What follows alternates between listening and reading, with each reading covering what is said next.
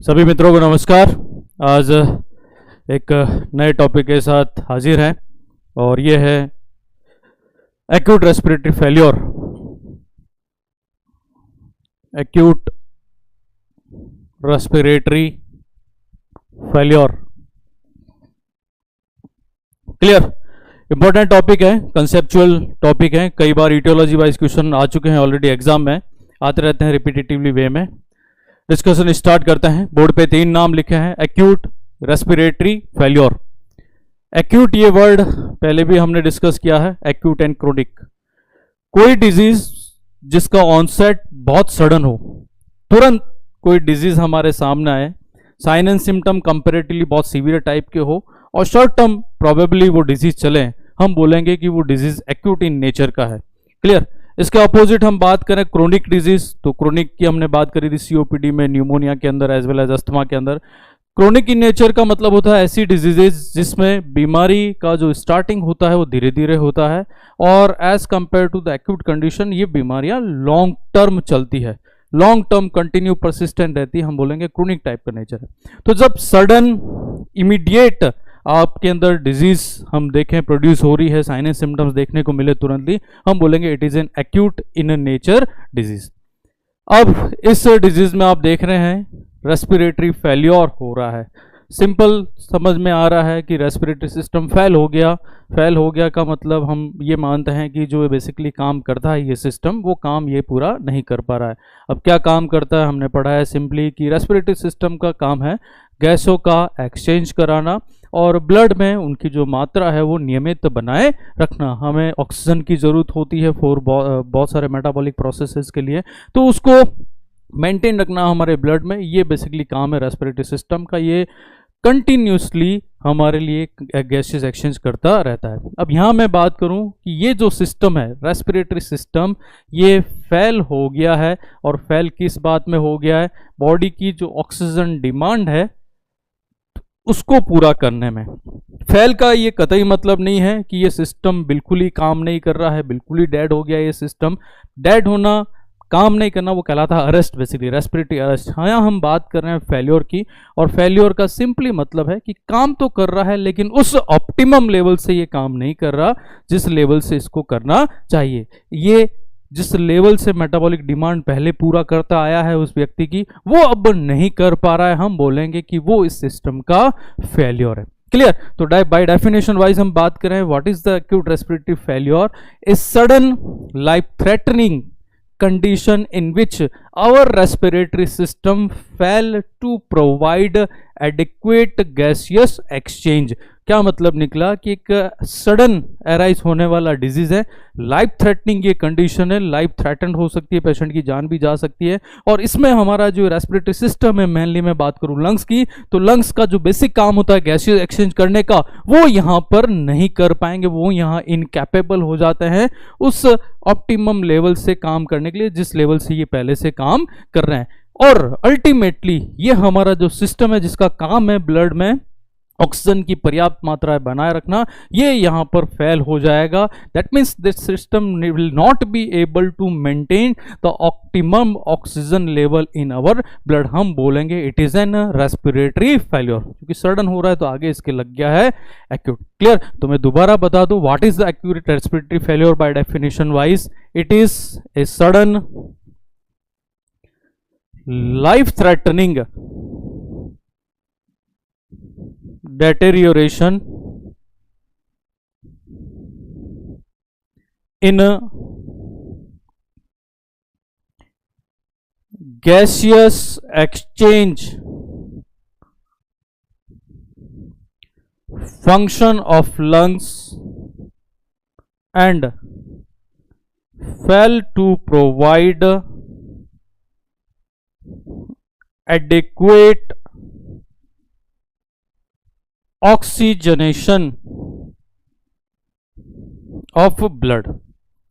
देख रहे हैं इसकी डेफिनेशन में बहुत सारी कैरेक्टरिस्टिक चीजें आ रही हैं। पहली बात, इस बीमारी का जो उद्गम है, जो ओरिजिन है, वो कैसे हो रहा है? सडन हो रहा है, अब्रप्टली हो रहा है, इसलिए हमने वर्ड यहां लिखा है एक्यूट।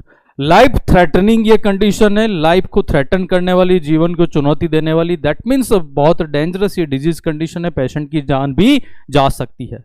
इस कंडीशन में डेटोरियरेशन होता है। डेटोरियरेशन का मतलब होता है अल्ट्रेशन या डिस्टर्बेंसेस। पहले कोई काम सही चल रहा था लेकिन अब ये काम डेटोरिएट हो गया, दैट मीन्स अब ये काम गड़बड़ हो गया, डिस्टर्ब हो गया, अल्टर्ड हो गया। और काम कौन सा, वो यहां लिखा हुआ है गैसियस एक्सचेंज का काम, गैसियस एक्सचेंज का फंक्शन जो कि कौन करते हैं, लंग्स करते हैं। तो क्या मतलब निकला कि एक सडन स्टार्ट होने वाली बीमारी जिसमें जान जा सकती है मरीज की, जिसमें लंग्स का जो मेन काम होता है गैसों का आदान प्रदान करना, वह डिस्टर्ब हो जाएगा, वह अल्टर हो जाएगा। और इसके परिणाम स्वरूप, इसके एंड रिजल्ट में आपको क्या मिलेगा, fail to provide adequate oxygenation of the blood. इसके परिणाम स्वरूप ब्लड का जो पर्याप्त ऑक्सीजनेशन होता है वो यहां पर एडिक्वेट ऑक्सीजनेशन नहीं होगा। इसका मतलब कि मेटाबॉलिक डिमांड उस व्यक्ति की जो है ऑक्सीजन की, वो व्यक्ति पूरा नहीं कर पाएगा, वो डिमांड उसका सिस्टम पूरा नहीं कर पाएगा। हम बोलेंगे it is an failure of that particular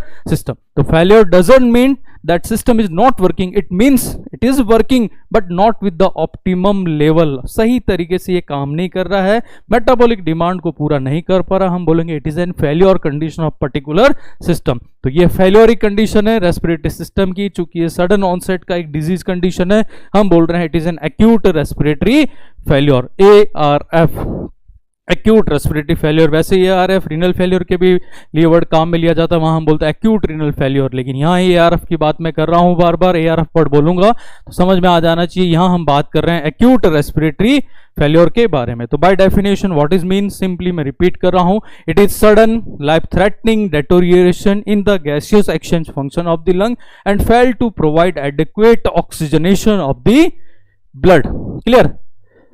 ये फेलियर क्यों होता है, इटियोलॉजी पे बहुत क्वेश्चन आते हैं, जैसा कि इंट्रो में मैंने बात करी थी, इटियोलॉजी वाइज बहुत बार क्वेश्चन ऑलरेडी आ चुका। इटियोलॉजी में इसके टाइप्स भी आते हैं कि कितने प्रकार का रेस्पिरेटरी फेलियर होता है। तो अलग अलग कारण से अलग अलग टाइप का फेलियर होता है, अलग अलग टाइप इन द सेंस कि उसके अंदर पैथोफिजियोलॉजी, उसके अंदर मैकेनिज्म थोड़ा सा अलग होता है। क्लियर। तो नेक्स्ट आपको मैं यही बता रहा हूं कि ये एक्यूट रेस्पिरेटरी फेलियर कितने प्रकार का होता है और प्रकार के साथ साथ वो पर्टिकुलर टाइप की वजह क्या है, क्यों इस तरीके से फेलियर हो जाता है। क्लियर। तो रेस्पिरेटरी फेलियर दो प्रकार का होता है, बहुत इंपॉर्टेंट है, ध्यान से सुनना, इस पे बहुत बार क्वेश्चन आ चुके हैं। रेस्पिरेटरी फेलियर कंडीशन दो प्रकार की होती है। एक फेलियर को बोला जाता है हाइपोक्सेमिक रेस्पिरेटरी फेलियर, इसको टाइप 1 रेस्पिरेटरी फेलियर भी कहा जाता है। RF में लिख रहा हूं, इसका मतलब है respiratory failure, that is type number 1 hypoxemic respiratory failure, इसी को बोला जाता है टाइप 1 रेस्पिरेटरी फेलियर। इसका मतलब दूसरा यहां पे टाइप 2 और है, और उसको हम बोलते हैं simply the hypercapnic respiratory failure, hypercapnic respiratory failure, और इसी को बोला जाता है टाइप 2 रेस्पिरेटरी फेलियर। देखो अभी सिर्फ मैंने नाम बताया आपको टाइप्स के। तो रेस्पिरेटरी फेलियर आपको फ्लो चार्ट से दिख रहा है, दो प्रकार का हो गया यहां पे। पहला हाइपोक्सेमिक रेस्पिरेटरी फेलियर, इसको टाइप 1 रेस्पिरेटरी फेलियर कहते हैं। दूसरे को हम कहते हैं हाइपरकैप्निक रेस्पिरेटरी फेलियर, इसको बोला जाता है टाइप 2 रेस्पिरेटरी फेलियर। नाम से थोड़ा बहुत हिंट आपको लग रहा होगा। हाइपोक्सेमिक, इस तरह के रेस्पिरेटरी फेलियर में पेशेंट में आपको प्रोबेबली क्या देखने को मिलेगा, हाइपोक्सेमिक का मतलब कि उसके ब्लड में जो ऑक्सीजन की मात्रा है वो रिलेटिवली क्या मिलेगी, कम मिलेगी, क्योंकि ऑप्टिमम जो लेवल है बॉडी का ऑक्सीजन डिमांड वो सिस्टम पूरा नहीं कर पा रहा है। तो रिलेटिवली CA2 की कंसंट्रेशन की हम यहाँ बात नहीं कर रहे हैं। इस तरह के फेलियर में हम प्रोबेबली देखते हैं कि ओवरऑल CO ऑक्सीजन की लेवल यहाँ पे क्या हो जाती है, कम। कई बार इस तरह के फेलियर में कार्बन डाइऑक्साइड नॉर्मल मिल सकती है या रिलेटिवली हाई मिल सकती है, लेकिन उसके ज्यादा रिलेशन में हम CO2 की यहाँ बात नहीं करते, हम बात किसकी करते हैं यहाँ पे, हाइपोक्सेमिया की, that means lack of oxygen in the particularly blood. इस तरह के फेलियर में आप देख रहे हैं टर्म में लिखा हुआ हाइपरकैप्निक, यहां रिलेटिवली हम CO2 की बात करते हैं, CO2 as compare to the oxygen हम यहां बात करेंगे, तो यहां CO2 उस व्यक्ति के ब्लड में क्या मिलेगी, ज्यादा। यहां नॉर्मल भी मिल सकती है, ज्यादा मिल सकती है, दोनों ही कंडीशन, लेकिन यहां कभी भी नॉर्मल नहीं मिलेगी। इस तरह के फेल्योर में आपको हमेशा कार्बन डाइऑक्साइड का जो ब्लड का लेवल है वो रिलेटिवली हाई मिलेगा। ये इनका नाम है, नॉमेनक्लेचर है, जो इसका मतलब मैंने आपको बताया। Hypoxaemic, lack of oxygen in the blood, hypercapnic, increase CO2 level in the blood. Type 1 failure, type 2 failure, ऐसा क्यों बोला गया है? अलग अलग यहाँ पैथोफिजियोलॉजी, अलग अलग कारण है फेल होने का, ऐसा क्यों है वो हम देख लेते हैं कि अलग अलग हमने दो टाइप क्यों बनाए फेल्योर के। इस तरह का जो फेल्योर होता है जिसमें रिलेटिवली ऑक्सीजन की मात्रा कम होती है, और ये फेल होने की वजह होती है डिफ्यूजन प्रॉब्लम। डिफ्यूजन में जब प्रॉब्लम होगी तब हम देखेंगे कि गैसों का एक्शन सही नहीं होगा, और उस केस में हमारा ये सिस्टम फेल हो जाएगा। एल्वियोलाई हमने पढ़ा है, और एल्वियोलाई के अराउंड पल्मोनरी कैपिलरी होती है। यहां पर इस एल्वियोलाई की हवा में और ब्लड, जो पल्मोनरी कैपिलरी का ब्लड है, इसके अंदर जो गैसें हैं, इनके अंदर यहां गैसियस एक्सचेंज होता है। एक्सचेंज होने का जो मेथड होता है, वो मेथड हमने बोला था कौन सा होता है, डिफ्यूजन। गैसों का आदान प्रदान कौन से मेथड से होता है, डिफ्यूजन। इस तरह के फेल्योर में ये जो नॉर्मल डिफ्यूजन होता है गैसों का, ऑक्सीजन तो आती है ब्लड में और ये CO2 जाती है वापस एल्वियोलाई में, ये डिफ्यूजन अफेक्ट होता है। सही डिफ्यूजन नहीं होता, डिफ्यूजन में गड़बड़ी हो जाती है, और डिफ्यूजन अगर गड़बड़ हो गया तो ऑक्सीजन डिफ्यूज होकर ब्लड में नहीं पहुंच पाती है, और वही ब्लड में जब नहीं पहुंचेगी हम बोलेंगे हाइपोक्सेमिक। दैट मीन्स ब्लड में ऑक्सीजन की मात्रा यहां क्या मिलेगी, कम मिलेगी। क्या मतलब निकला? इस तरह का जो फेल्योर है जिसको हम बोल रहे हैं टाइप 1 रेस्पिरेटरी फेल्योर, ये होता है due to the diffusion problem. Diffusion की प्रॉब्लम है, सिस्टम फेल होगा क्योंकि ऑक्सीजन बॉडी को नहीं मिलेगी। That is the reason behind that type of respiratory failure. कौन सी प्रॉब्लम है? डिफ्यूजन की। अब डिफ्यूजन का मतलब मैंने पहले भी बताया, दोबारा बता दूं, यहां गैसों का डिफ्यूजन का मतलब है कि गैसें उस कंपार्टमेंट में जहां गैसों का पार्शियल प्रेशर ज्यादा है से उस तरफ डिफ्यूज होती है जहां पर गैसों का पार्शियल प्रेशर कम होता है। डायरेक्शन होती है high pressure to low pressure, और जो मेथड होता है वो होता है डिफ्यूजन का। यहां हमने स्ट्रक्चर पढ़ा है कि यहां रेस्पिरेटरी मेम्ब्रेन होती है, और इस मेम्ब्रेन के अक्रॉस डिफ्यूजन होता है, तभी हमारे ब्लड को ऑक्सीजन मिल पाती है। लेकिन कई बार कुछ कंडीशंस ऐसी वहां बन जाती है कि यहां गैसों का डिफ्यूजन नहीं हो पाता, और नहीं होगा तो हम बोलेंगे सिस्टम हमारा फेल हो गया। ऐसा क्यों? डिफ्यूजन नहीं होने की एक मेन वजह है एल्वियोलाई के अंदर फ्लूइड का जम जाना, पानी का भर जाना। अगर ये एल्वियोलर फ्लूइड तो नॉर्मली होता है तब गैसियस एक्सचेंज होगा, डिफ्यूजन, लेकिन उस एल्वियोलर फ्लूइड के अलावा ज्यादा फ्लूइड वहां जम जाए, एल्वियोलर में बहुत ज्यादा फ्लूइड वहां जमेगा तो फ्लूइड डिफ्यूजन में बाधा पहुंचाता है। फ्लूइड के अक्रॉस गैसों को डिफ्यूज होने में बहुत ज्यादा दिक्कत होती है, और इवन फ्लूइड जब बहुत ज्यादा जमेगा तो बॉडी की ये जो alveoli around the pulmonary capillary है वो डिफ्यूजन नहीं कर पाएगी। कैसे? मैं बोलूं कि पेशेंट को न्यूमोनिया हो गया, न्यूमोनिया की पैथोफिजियोलॉजी हमने पढ़ी है, इन्फ्लामेटरी कंडीशंस हो जाती है एल्वियोलाई की, और बहुत ज्यादा एल्वियोलाई के अंदर, एल्वियोलाई के बाहर चारों तरफ पानी भर जाता है। बताओ डिफ्यूजन ज्यादा पानी की वजह से अफेक्ट होगा या नहीं होगा? होगा। पानी से हवा डिफ्यूज होने में प्रॉब्लम होगी वहां पे, क्योंकि पानी एक बैरियर का काम करेगा गैस के डिफ्यूजन में। अगर पानी नहीं है तो गैस रैपिडली डिफ्यूज हो जाएगी, अगर पानी है तो it will cause some obstruction in normal diffusion. तो न्यूमोनिया हम देख रहे हैं, न्यूमोनिया में क्या प्रॉब्लम हो रही है? फ्लूइड बहुत ज्यादा भर जाता है एल्वियोलाई में, एयर वाटर फील्ड या फ्लूइड फील्ड एल्वियोलाई कहा जाता है न्यूमोनिया की कंडीशन को। हम देखेंगे कि गैस यहां आएगी तो सही वेंटिलेशन के थ्रू, लेकिन चूंकि पानी भर गया तो यहां आगे डिफ्यूजन नहीं हो पाएगा। हमने बोला कि डिफ्यूजन क्यों नहीं हो रहा है, एक कारण है न्यूमोनिया, जिसकी वजह से इन्फ्लामेशन में पानी बहुत भर गया, यहां गैसियस एक्सचेंज नहीं होगा, क्योंकि गैसियस एक्सचेंज के लिए नॉर्मल एल्वियोलर फ्लूइड होना चाहिए। मैं बोलूं कि पेशेंट पानी में डूब गया, ड्राउनिंग कंडीशन कहते हैं इसको, ड्राउनिंग। आपने देखा होगा मरीज पेशेंट एकदम हेल्दी है, कोई दिक्कत नहीं, लेकिन नदी में कूद गया, उसको तैरना नहीं आता है, लंग्स में पानी चला गया, थोड़ी देर बाद देखोगे कि बॉडी डेड हो गई, तैरती हुई ऊपर आ गई। ऐसा क्यों हुआ? क्योंकि जैसे ही वो पानी में डूबा, पानी उसके रेस्पिरेटरी सिस्टम में गया, लास्ट एल्वियोलाई तक गया, और एल्वियोलाई में जब गया तो आगे वो जो वेंटिलेशन कर रहा है वो वेंटिलेशन की ब्रीथ उसको नहीं मिल पा रही, पूरे ट्रैक में पानी भर गया, वेंटिलेशन वैसे ही नहीं हो रहा है, इवन वेंटिलेशन हो भी रहा है तो पानी चूंकि एल्वियोलाई तक पहुंच गया तो वो आगे फ्रेश डिफ्यूजन को रोक देता है। ड्राउनिंग की कंडीशन भी डिफ्यूजन में प्रॉब्लम क्रिएट करेगी और डिफ्यूजन होगा नहीं, ऑक्सीजन मिलेगी नहीं, हम बोलेंगे रेस्पिरेटरी फेलियर हो गया। कौन से टाइप का? हाइपोक्सेमिक। हाइपोक्सेमिक रेस्पिरेटरी फेलियर किस वजह से होता है? कई बार क्वेश्चन आ चुका, स्टार लगा के लिखा हुआ, it is due to the diffusion problem. Clear? तो ड्राउनिंग इज सेकंड कॉज। हम बोले पल्मोनरी इडेमा हो गया।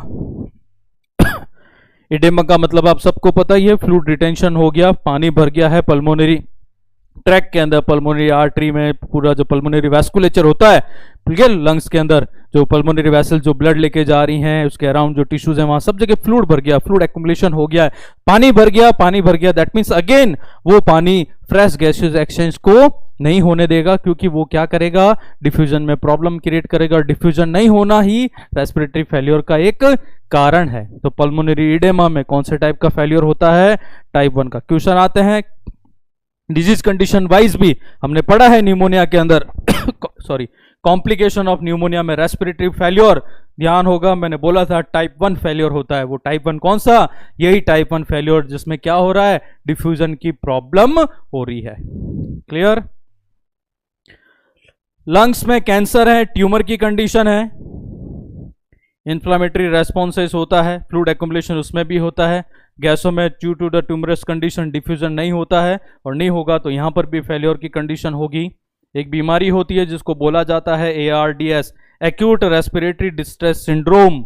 ARDS, acute respiratory distress syndrome. यहां पर भी ये जो एल्वियोलाई है इसके अराउंड पल्मोनरी कैपिलरी लेवल पे इस्चेमिया हो जाता है, और उस वजह से गैसों का डिफ्यूजन वहां पे पर्टिकुलरली ब्लड में नहीं हो पाता। हम बोलेंगे डिफ्यूजन नहीं होगा, फेलियर की कंडीशन है, that is called the type 1 respiratory failure. ARDS अलग सेपरेट डिजीज कंडीशन है। क्लियर? तो ये मैंने क्या लिखा, देखो बहुत सारे क्वेश्चन बन गए। रेस्पिरेटरी फेलियर टाइप्स कितने टाइप के? बोलना है 2 टाइप, हाइपोक्सेमिक, हाइपरकैप्निक। ऐसा नाम क्यों दिया गया? हाइपोक्सेमिक क्योंकि ऑक्सीजन की यहां पे क्या है? कमी। हाइपरकैप्निक क्यों दिया गया? ब्लड में CO2 की मात्रा क्या है? ज्यादा। इसको बोलते हैं टाइप 1, इसको बोलते हैं टाइप 2। बताओ टाइप 1 फेलियर क्यों होता है, क्या कारण है? बोलना है it is due to the diffusion problem. Ventilation की कोई प्रॉब्लम नहीं है, गैस तो पहुंच रही है एल्वियोलाई तक, लेकिन आगे वो डिफ्यूज नहीं हो पा रही है ब्लड के अंदर। कौन कौन सी कंडीशन है जिसमें टाइप 1 फेलियर होता है? बोलना है पेशेंट को न्यूमोनिया हो जाए, पानी में डूब जाए, ड्राउनिंग की कंडीशन हो, पल्मोनरी इडेमा हो, पेशेंट को लंग ट्यूमर की कंडीशन हो, या एक्यूट रेस्पिरेटरी डिस्ट्रेस सिंड्रोम हो, ARDS हो। हमने बोलना है पेशेंट को कौन से टाइप का न्यूमोनिया, कौन से टाइप का फेलियर होगा? Type 1 respiratory failure. क्लियर? तो एक कंडीशन हमको पता लग गई कि डिफ्यूजन प्रॉपर नहीं हो रहा है, इसकी वजह से ऑक्सीजन का लेवल ब्लड में कम हो गया, हम बोलेंगे हमारा सिस्टम फेल हो गया। क्लियर? दूसरे टाइप का फेलियर नेचुरल है, ये दूसरा है, दैट मीन्स वो वाली चीजें यहां पर नहीं होनी है। यहां डिफ्यूजन में कोई दिक्कत नहीं है, यहां एल्वियोलाई से गैसेस पल्मोनरी कैपिलरी के साथ डिफ्यूज होगी। दिक्कत यहां है कि यहां गैस डिफ्यूजन के लिए अवेलेबल ही नहीं होगी। क्यों नहीं होगी? क्योंकि बॉडी वेंटिलेशन ही नहीं कर पाएगी। यहां पर इस तरह के फेलियर होने की वजह है वेंटिलेशन की प्रॉब्लम। हमारा बॉडी का ये सिस्टम वेंटिलेट नहीं कर पाता है, we are not able to breathe in and out. जब हम वेंटिलेट ही नहीं करेंगे, हमने पढ़ा है पल्मोनरी वेंटिलेशन का मतलब it includes the inspiration and expiration. बहुत सारी कंडीशन है जिसमें हम हवा एल्वियोलाई तक पहुंचा ही नहीं पाते हैं, वेंटिलेशन प्रॉपर नहीं होता है। मैंने बोला ये एल्वियोलाई है, ये पल्मोनरी कैपिलरी है, इसके अराउंड गैसेस एक्सचेंज होना है। डिफ्यूजन की बात वहां हो गई। डिफ्यूजन तो तब होगा जब हवा यहां वेंटिलेशन के थ्रू पहुंचेगी। ये मैंने हवा बनाई वेंटिलेशन के थ्रू, ये आगे जाती है गैसेस एक्सचेंज में। मैं बोलूं हवा यहां पहुंच ही नहीं रही है, मैं बोलूं बॉडी वेंटिलेशन ही नहीं कर रही है। बताओ जब वेंटिलेशन ही नहीं कर रही है, गैस के एल्वियोलाई में पहुंचेगी नहीं पहुंच। यहाँ डिफ्यूजन की कोई प्रॉब्लम नहीं, आप वेंटिलेशन से हवा पहुंचा दो, अपना बॉडी डिफ्यूजन करेगी। लेकिन दिक्कत ये कि हम यहाँ वेंटिलेशन ही नहीं कर पाते प्रॉपरली, और जब वेंटिलेशन नहीं कर पाते तो एक्सचेंज के लिए गैसें कहाँ से आएगी? लंग्स के अंदर। यहाँ ये जो टाइप 2 रेस्पिरेटरी फेल्योर है,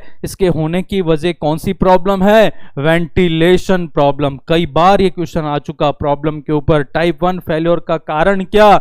डिफ्यूजन प्रॉब्लम। टाइप 2 होने का कारण क्या? बोलना है वेंटिलेशन की प्रॉब्लम। हवा यहां वेंटिलेट होके नहीं आएगी तो नेचुरल आगे ब्लड में उसका एक्सचेंज नहीं होगा। अब ऐसा क्या होता है कि हम वेंटिलेशन नहीं कर पाते हैं? बहुत सारे कारण हैं। मैं बोलूं सीएनएस डिप्रेसेंट मैंने खा लिए। सीएनएस डिप्रेशन नाम से पता चला होगा, सेंट्रल नर्वस सिस्टम को डिप्रेस करने वाली ड्रग्स मैंने ले ली। मैंने बहुत ज्यादा अफीम ऑपोइड्स ले लिए जो नार्कोटिक्स में आते हैं, बहुत ज्यादा सेडेटिव्स मुझे दे दिया गया है, बहुत ज्यादा एनास्थेशिया मुझे लगा दिया गया है। आपको पता है ये सारी ड्रग्स जो मैंने नाम अभी लिया है ग्रुप, ये सब central nervous system that means particularly brain को डिप्रेस करते हैं, और ब्रेन में ही हमारा रेस्पिरेटरी सेंटर है जो रेस्पिरेशन को रेगुलेट करता है। बताओ मैंने ड्रग ली तो रेस्पिरेटरी सेंटर जो मेरे ब्रेन में है डिप्रेस होगा कि नहीं होगा? होगा।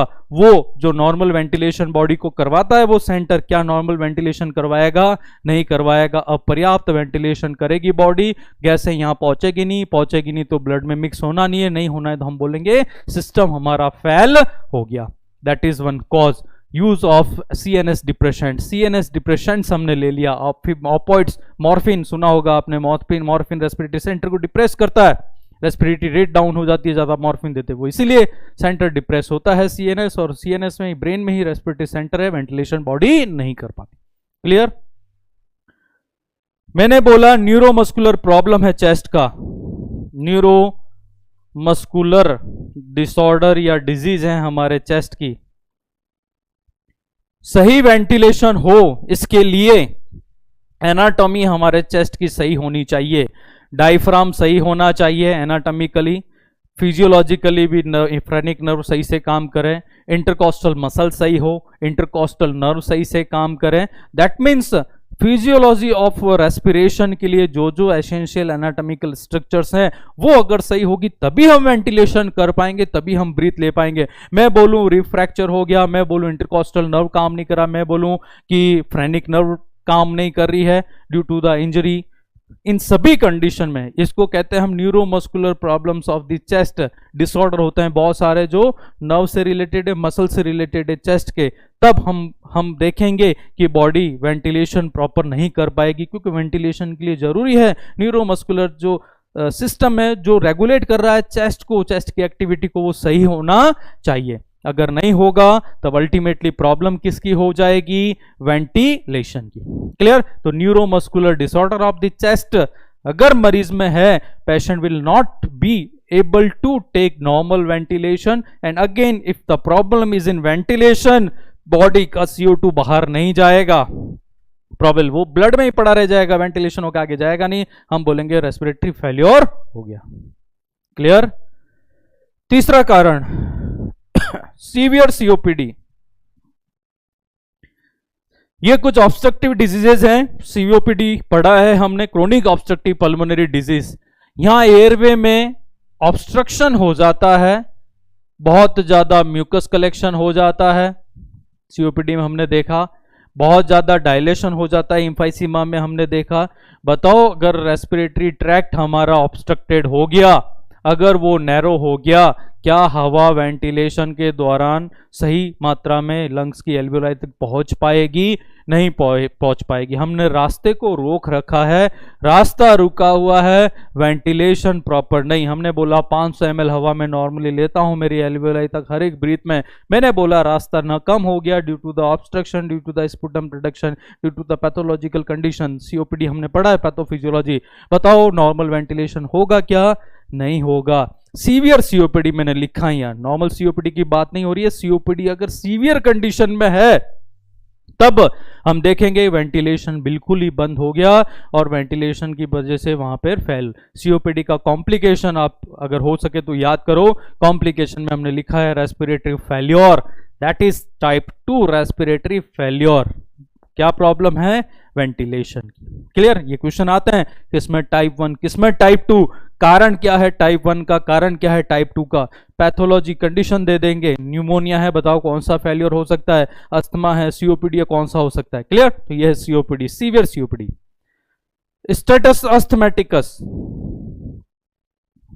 अस्थमेटिकस ये नाम सुना हुआ लग रहा होगा, स्टेटस अस्थमेटिकस बोल रहे हैं हम इसको।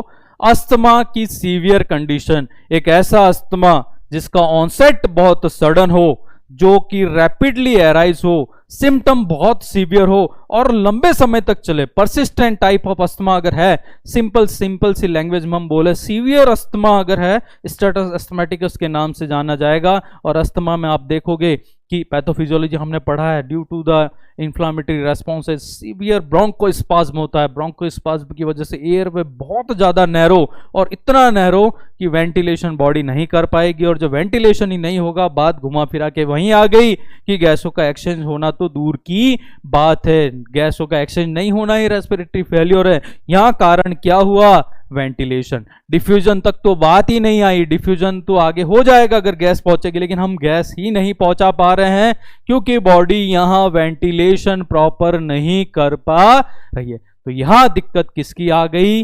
वेंटिलेशन। क्लियर? तो ये दो मैंने आपको टाइप बताए हैं, दोनों में फेल्योर होने की अलग अलग वजह बताई है, और इस तरह का फेल्योर ज्यादातर किस वजह से होगा, क्या कारण है, वो भी मैंने यहां पर आपको एग्जाम्पल के रूप में बताया है। Clear? Hypoxaemic respiratory failure, type 1 respiratory failure कहते हैं, डिफ्यूजन की वजह से ये होता है, और कुछ ये कंडीशन है जिसमें इस तरह का फेल्योर होता है, न्यूमोनिया, ड्राउनिंग, डूब जाना पानी में, pulmonary oedema, lung tumour, acute respiratory distress syndrome. यह है टाइप 2 रेस्पिरेटरी फेल्योर, वेंटिलेशन की प्रॉब्लम की वजह से होता है, सीएनएस डिप्रेशन ड्रग्स की वजह से होता है, न्यूरोमस्कुलर प्रॉब्लम है, चेस्ट कस की वजह से होगा, सीओपीडी की वजह से होगा, स्टेटस अस्थमेटिकस की वजह से भी टाइप 2 रेस्पिरेटरी फेल्योर पेशेंट में होगा। क्लियर? तो that is simple the types of respiratory failure. Next हम बात करते हैं कि फेल्योर अगर हो गया सिस्टम तो मरीज में क्या क्या लक्षण हमको देखने को मिलेंगे, क्लिनिकली मरीज क्या क्या मैनिफेस्टेशंस हमें बताएगा।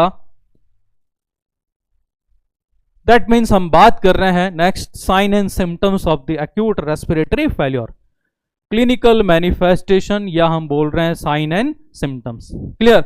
अब यहां बहुत सारे साइन एंड सिम्टम्स हैं क्योंकि सिस्टम ही फेल हो गया, बॉडी को ऑक्सीजन मिल नहीं रही है और ब्लड में धीरे धीरे CO2 की मात्रा बढ़ती जा रही है। दोनों ही चीजें हैं ऑक्सीजन की कमी और CO2 की अधिकता बॉडी पे इल इफेक्ट डालेगी, बुरा प्रभाव डालेगी, और वो हमको सिम्टम्स के रूप में दिखेगा। क्लियर? वन बाय वन बात करते हैं।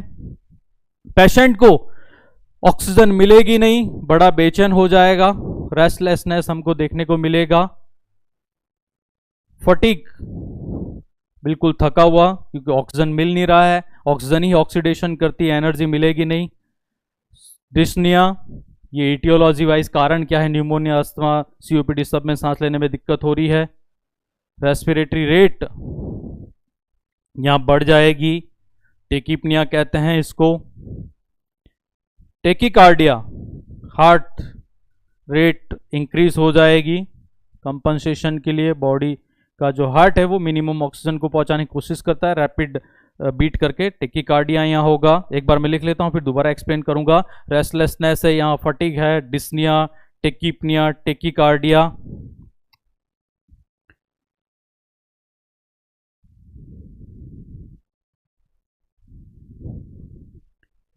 कंफ्यूजन, ऑक्सीजन मिलेगा नहीं, ब्रेन कंफ्यूज्ड हो जाएगा। कॉन्शियसनेस कम होनी है, ब्रेन सेल को जैसे ही ऑक्सीजन मिलना कम होगा पेशेंट कॉन्शियसनेस खो देगा, कम होने लगेगा धीरे धीरे। अल्टर्ड एलओसी बोलते हैं इसको, altered level of consciousness also. Clear? Headache, तेज सिर दर्द होगा लेक ऑफ ऑक्सीजन की वजह से। एयर हंगर, ये वेंटिलेशन की प्रॉब्लम में होता है, सांस की भूख, बहुत ज़्यादा एयर की ड्राइव होती है, बॉडी डिमांड करती है कि मुझे ऑक्सीजन की कमी है, वेंटिलेशन की कमी है, तो बॉडी चाहती है मैं ज़्यादा से ज़्यादा वेंटिलेशन करूं, that is the air hunger.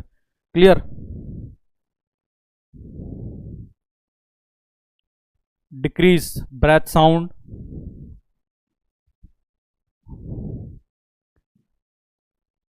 use of accessory muscle for breathing,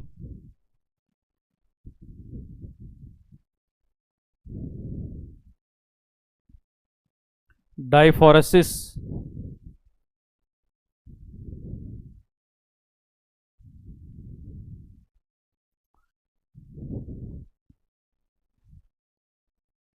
clear. देखो ये कुछ जनरलाइज साइन सिम्टम है जो हमको मरीज में देखने को मिलेगा। जब भी ऑक्सीजन की कमी होती है तो प्रॉबेबली ये सिम्टम हमको देखने को मिलते हैं। बेचैन हो जाएगा मरीज, restlessness due to lack of oxygen to the brain cell, oxygen मिलेगा नहीं, एनर्जी बनना नहीं है, बॉडी विल बी फटीग्ड, बहुत ज्यादा थका हुआ, सांस लेने में दिक्कत होगी, it is due to the different aetiology, either pneumonia, COPD, asthma. Tachypnoea होगा, रेस्पिरेटरी रेट बॉडी बढ़ाएगी एज एन कंपनसेशन, ताकि बॉडी की डिमांड, मेटाबॉलिक डिमांड को पूरा किया जा सके, बोल रहे हैं tachypnoea. Tachycardia, heart rate will be increase more than 100 beat in a minute, किस लिए? क्योंकि कंपनसेट बॉडी को करना है, हार्ट मिनिममली जो भी बॉडी में गैसीय एक्सचेंज हो रहा है उसको एटलीस्ट हर एक सेल तक पहुंचाना चाहता है ऑक्सीजन को, तो इसलिए रेट बढ़ा देता है। कंफ्यूजन दैट मीन्स बॉडी एक तरीके से क्लाउडिंग ऑफ कॉन्शियसनेस बोलते हैं इसको, patient will not be able to properly orient due to the lack of oxygen. Altered level of consciousness, आप देखेंगे अगर प्रोग्रेसिवली ऑक्सीजन की कमी होगी तो ब्रेन सेल बहुत ज़्यादा सेंसिटिव होते हैं, ब्रेन डिसफंक्शन करने लगेगा और धीरे धीरे पेशेंट को सेडेशन, हम बोलेंगे lack of response to the stimuli, that means consciousness वहाँ पे कम होती ही जाएगा। आप स्टिमुलस दोगे बॉडी रेस्पॉन्ड नहीं करेगी, दैट हम बोलेंगे कॉन्शियसनेस डिक्रीज हो रही है। सिर दर्द होना ऑक्सीजन की कमी का एक साइन है, बॉडी के ब्रेन में पर्टिकुलरली अगर ऑक्सीजन नहीं मिलेगा सिर बहुत भारी हो जाएगा। एयर हंगर, हवा की भूख, दैट मीन्स कि जो वेंटिलेशन की प्रॉब्लम होती है बहुत ज़्यादा, ऐसे हम बोले ऑब्स्ट्रक्शन की कंडीशन है, तो body will try to take the ventilation inside body. Air hunger मतलब बॉडी में ऑक्सीजन की या मैं बोलूँ गैसों की बहुत कमी है और बॉडी चाहेगी कि वेंटिलेशन के थ्रू उसको पूरा किया जा सके, उसको बोल रहे हैं हम एयर हंगर। क्लियर। आप देखेंगे कि रेस्पिरेटरी फेलियर की कंडीशन है according to the aetiology, either pneumonia, COPD, drowning, तो पर्टिकुलर लंग सेगमेंट में, पर्टिकुलर एरिया में हो सके आपको ब्रेथ साउंड वहां पे डिमिनिश मिले, कम मिले, क्योंकि वेंटिलेशन प्रॉपर वहां पे नहीं हो रहा है। असेसरी मसल, एयर हंगर होता है, डिमांड पूरी नहीं हो रही होती है तो बॉडी क्या करती है, फोर्सफुल ब्रीदिंग करती है, और उस केस में आप देखोगे कि मरीज जो असेसरी मसल्स होता है उनको यूज करता है ताकि वेंटिलेशन प्रॉपरली वो कर पाए, है ना, बॉडी के कंपनसेशन के लिए। आप देखेंगे यहाँ नेक की, पीछे स्केपुला की बहुत सारी जो मसल्स हैं वो कॉन्ट्रैक्ट हो जाती हैं। डायफोरेसिस, एज एन स्वेटिंग, आप देखते हो जो फ्लाइट टू फाइट रेस्पॉन्स होता है, बॉडी जब इस तरीके से क्रिटिकल कंडीशन में होती है तो सिंपैथेटिक नर्वस सिस्टम को एक्टिवेट स्टिमुलेट करती है कंपनसेशन के लिए। एज वहां पर भी आप देखते हैं स्वेट ग्लैंड एक्टिवेट होती है और बहुत ज्यादा स्वेटिंग पेशेंट को होने लगता है, हम बोल रहे हैं डायफोरेसिस। क्लियर। तो यही सिम्टम है, दोबारा बता दूं, restlessness, fatigue, dyspnoea, tachypnoea, tachycardia, confusion, decrease level of consciousness, headache, air hunger, decrease breath sound, use of accessory muscle for breathing and diaphoresis. Clear. Next हम बात करते हैं डायग्नोसिस। रेस्पिरेटरी फेलियर की कंडीशन है, हम कैसे डायग्नोस करेंगे? बहुत मेजर डिजीज है तो तुरंत क्लिनिकल पिक्चर से हालांकि क्लियर हो जाता है, ग्रॉस इंपेयरमेंट होने लगता है, बॉडी में बहुत सारे साइन एंड सिम्टम्स आते हैं, प्रॉबेबली हम डायग्नोस कर पाते हैं फेलियर की कंडीशन है, लेकिन कुछ डायग्नोस्टिक टेस्ट यहाँ पे हमको करने पड़ते हैं। क्लियर। पहला, physical examination.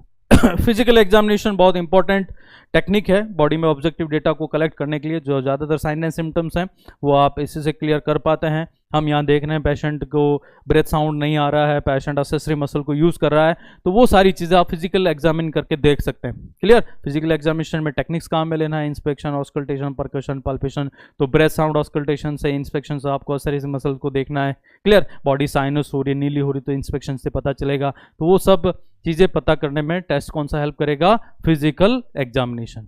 Clear. Chest X-ray, sorry, chest X-ray हमको करना है। जब भी फ्लूइड भरेगा एयरवे में, हम बोलेंगे टाइप 1 रेस्पिरेटरी फेल्योर।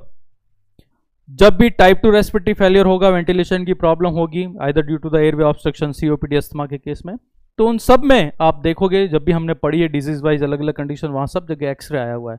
तो अकॉर्डिंग टू द इटियोलॉजी आपको सिग्निफिकेंट चीजें वहां पे देखने को मिलेगी। जैसे मैं बोलूं डिफ्यूजन वाला फेल्योर है, वहां पे आपको हर जगह पानी भरा हुआ दिखेगा चेस्ट एक्सरे में, और पानी हवा से ज्यादा डेंसिटी रखता है, तो उसका कलर कैसा आना है, ग्रे शेड का कलर आना है, ग्रे। नॉर्मली हवा होगी लंग्स में तो ब्लैक आएगा, लेकिन हम देख रहे हैं डिफ्यूजन की प्रॉब्लम, क्योंकि पानी भरा हुआ है तो पानी का कलर, पानी अगर वहां पर है ऑपेसिटी ज्यादा हो गया तो वहां ग्रे कलर आएगा। अगर पानी की डेंसिटी ज्यादा है, अंदर पस आ गया है, प्रोटीन आ गया है, ब्लड आ गया, तो हो सके डेंसिटी और बढ़ने की वजह व्हाइटिश एरिया आपको दिखे। तो फ्लूइड भरना लंग्स में, वो एक्सरे में आप देखोगे तो हम बोलेंगे it is an basically consolidation. आप क्या देख रहे हैं, कंसोलिडेशन। न्यूमोनिया में वर्ड ही आया था, consolidation will be found in chest X-ray. Fluid field जब भी चीज होगी लंग्स में आप देखेंगे तो उस चीज को हम बोलते हैं कंसोलिडेशन। तो एक तरीके से ग्रेइश व्हाइटिश अपीयरेंस आपको लंग्स में दिखेगी। होना वहां चाहिए था ब्लैक, क्योंकि हवा होनी चाहिए थी नॉर्मल लंग्स में, और हवा का डेंसिटी बहुत कम, ब्लैक एरिया आएगा, उसकी जगह आपको व्हाइटिश एरिया यहाँ पे देखने को मिलेगा। क्लियर। तो चेस्ट एक्सरे हमको पैथोफिजियोलॉजी से पता करने में हेल्प मिलेगा कि कौन सा किस तरह का रेस्पिरेटरी फेल्योर यहां पर है। क्लियर। इसके अलावा आपको यहां एबीजी एनालिसिस करना पड़ेगा, और ये बहुत इंपॉर्टेंट टेस्ट है यहां पर। फेल्योर की कंडीशन नो डाउट आपको एबीजी एनालिसिस से ही पता चलेगी। Arterial blood gas analysis, artery का ब्लड लेना है, उसके अंदर जो गैसें मिलती है उनका एनालिसिस करना along with the blood pH. Clear. तो यहां पर जब आप देखोगे ऐसा व्यक्ति का एबीजी एनालिसिस करोगे जिसका रेस्पिरेटरी फेल्योर, तो यहां पर ये चीजें आपको उसके ब्लड में दिखेगी। Partial pressure of oxygen will be less than 60 mm of Hg. Partial pressure of CO2 will be more than 50 mm of Hg. Blood pH will be less than 7.35. Saturation, arterial oxygen saturation will be less than 90%. आप देख रहे हैं ये सारा data abnormal है। Abnormal that means normal से अलग है। PO2 partial pressure of oxygen normally सबको पता है 80 to 100 होता है नॉर्मल लोगों में, जिसका सिस्टम एकदम ओके काम कर रहा है, दैट इज नॉर्मल। यहां हम देखेंगे ऑक्सीजन की कमी है हाइपोक्सामिक में, तो पार्शियल प्रेशर जो उसके द्वारा डाला जाएगा वो भी कम मिलेगा, less than 60। Partial pressure of CO2 आप देख रहे हैं ब्लड में CO2 की मात्रा ज्यादा, नॉर्मल ये होता है 35 से 45 mm of Hg, लेकिन यहां आप देखेंगे कि पार्शियल प्रेशर क्या मिलेगा, आपको ज्यादा मिलेगा। पीएच नॉर्मली सभी को पता है आपको 7.35 से लेकर 7.45 होता है, लेकिन यहां पर pH due to acidosis condition pH बढ़ रहा है। Clear. That means pH blood में आप देखोगे CO2 बढ़ रहा है तो एसिड बढ़ रहा है, एसिड बढ़ रहा है तो पीएच नो डाउटली क्या मिलेगी, कम मिलेगी, 7.35 से कम, ये बताएगा एसिडोसिस की कंडीशन। नॉर्मल ये होता है। और सैचुरेशन, जब ब्लड में ऑक्सीजन ही नहीं है तो हीमोग्लोबिन की जो परसेंटेज वैल्यू है जो हीमोग्लोबिन के साथ जुड़ी हुई है वो भी नो डाउटली आपको क्या मिलेगी, कम, ये होता है 95 to 100%। इन पे भी क्वेश्चन आते हैं नॉर्मल रेंज क्या है, तो ये नॉर्मल भी याद रखना है। और यहाँ पर in case of failure condition आपको क्या देखने को मिलेगा ये भी याद रखना है, और इसी से कंफर्म हो जाएगा पर्सन इज हैविंग और person is suffering from failure condition, respiratory failure condition. अगर एबीजी में आपको ये रिजल्ट देखने को मिलता है, ये रिजल्ट वैसे बता रहा है रेस्पिरेटरी एसिडोसिस मरीज को हो रहा है। तो कई बार एसिडोसिस एल्कलोसिस का क्वेश्चन आ जाए, पूछे एसिडोसिस का निम्न कारण है रेस्पिरेटरी एसिडोसिस का, वहां अगर ऑप्शन हो रेस्पिरेटरी फेलियर, उसी को टिक करना है। रेस्पिरेटरी फेलियर में हम देख रहे हैं मरीज को क्या हो रहा है, एसिडोसिस। कारण क्या, रेस्पिरेटरी डिजीज, इसलिए हम बोल रहे हैं रेस्पिरेटरी एसिडोसिस यहां देखने को मिल रहा है। ये जो फाइंडिंग है ये बता रही है मरीज में रेस्पिरेटरी एसिडोसिस हो गया। Again it shows the failure condition. Clear. Pulse oximetry अगर आप करेंगे तो नेचुरल सा है कि ऑक्सीजन सैचुरेशन कम आएगा, या आपने एबीजी से पता कर लिया, लेकिन मान लो एबीजी आप नहीं कर रहे हैं, अगर एबीजी कर रहे हैं और सैचुरेशन नहीं देख रहे तो सिंपल ऑक्सीमीट्री से भी सैचुरेशन पता चल सकती है। यहाँ सैचुरेशन मिलेगी वो पेरिफेरल कैपिलरी ब्लड की मिलेगी, और ये भी आपको हमेशा नॉर्मल से कम मिलेगा, लेस देन 90। हम बोलेंगे कि यहाँ पर ऑक्सीजन की कमी है, that means particularly respiratory system यहाँ पे फेल हो गया। क्लियर। तो ये है जनरलाइज टेस्ट। बाकी के test according to the aetiology होगा। क्लियर। मैं बोलूं सीओपीडी है तो सीओपीडी के सारे टेस्ट हमको करने पड़ेंगे ताकि हम रूल आउट कर सके डिजीज कंडीशन को। हम बोले न्यूमोनिया तो न्यूमोनिया के जो टेस्ट है वो करने पड़ेंगे, वो एक तरीके से सपोर्ट करेंगे कंफर्म करने के लिए इटियोलॉजी को। लेकिन फेलियर की कंडीशन आपको ये टेस्ट करके ही पता लग सकती है, वो टेस्ट इटियोलॉजी के लिए कि कौन सा कारण है, किस वजह से ये फेलियर हुआ है। लेकिन इस फेलियर को पता करने के लिए 4 टेस्ट सफिशिएंट है, इससे आपको पता चल जाएगा। आपको सिंपली फिजिकल एग्जामिनेशन करना है, चेस्ट एक्सरे करवाना है, एबीजी एनालिसिस करना है और पल्स ऑक्सीमेट्री से ऑक्सीजन सैचुरेशन जो पेरिफेरल कैपिलरी ब्लड है उसमें आपको देखना है। अगर फेल्योर हो गया रेस्पिरेटरी सिस्टम, मैनेज करना है इसको, और ये मैनेज करना बहुत डिफिकल्ट इन द सेंस ये लाइफ थ्रेटनिंग कंडीशन है, इसकी डेफिनेशन में ही आ चुका है। जीवन को नुकसान पहुंचाने वाली, जीवन को एक तरीके से ज़्यादा डैमेज करने वाली कंडीशन है। अगर मरीज का अर्लीस्ट पता नहीं लग पाया, डायग्नोसिस अगर तुरंत आपने नहीं किया, हो सके मरीज की जान भी चली जाए, क्योंकि एक तो ये सडन नेचर का डिजीज है और बहुत लाइफ थ्रेटनिंग होता है। Once the disease diagnosed, immediately the patient should be shifted to intensive care unit ICU, as well as ICU में भेजते ही उसको इंटूबेट करते हुए with the help of endotracheal tube तुरंत मैकेनिकल वेंटिलेशन प्रोवाइड कराना है। ईटी ट्यूब लगानी है, एक ट्यूब होता है एंडोट्रेकियल ट्यूब, उसको कहते हैं सी शेप का, पढ़ेंगे हम, ये भी प्रोसीजर वाइज आता है क्वेश्चन, इसमें से भी बहुत सारे बनते हैं F1 के अंदर पर्टिकुलरली। वो ईटी लगा के मैकेनिकल वेंटिलेटर, एक डिवाइस होता है मैकेनिकल डिवाइस, उससे हम पेशेंट को ventilate, manual ventilation by the machine देते हैं ताकि उसकी ऑक्सीजन की डिमांड को पूरा किया जा सके। ये तभी हेल्पफुल रहेगा जब हम अर्लीस्ट एक्शन लेंगे। कई बार बहुत लेट मरीज आता है, कई बार इटियोलॉजी बहुत ज़्यादा डैमेज कर चुकी होती है, तब पेशेंट को दोबारा रिवर्स करना थोड़ा बहुत डिफिकल्ट होता है। तो that means what, management depends on the time condition. Time को ध्यान में रखते हुए तुरंत पेशेंट को एज सच आईसीयू में लेके आपको एंडोट्रेकियल ट्यूब, ईटी ट्यूब बोलते हैं, विथ मैकेनिकल वेंटिलेशन स्टार्ट कर देना है। वेंटिलेशन अलग अलग टाइप के होते हैं, पढ़ेंगे हम ये भी। तो दैट इज द इमीडिएट और prompt action need to be or required to be done with the patient in case of acute respiratory failure.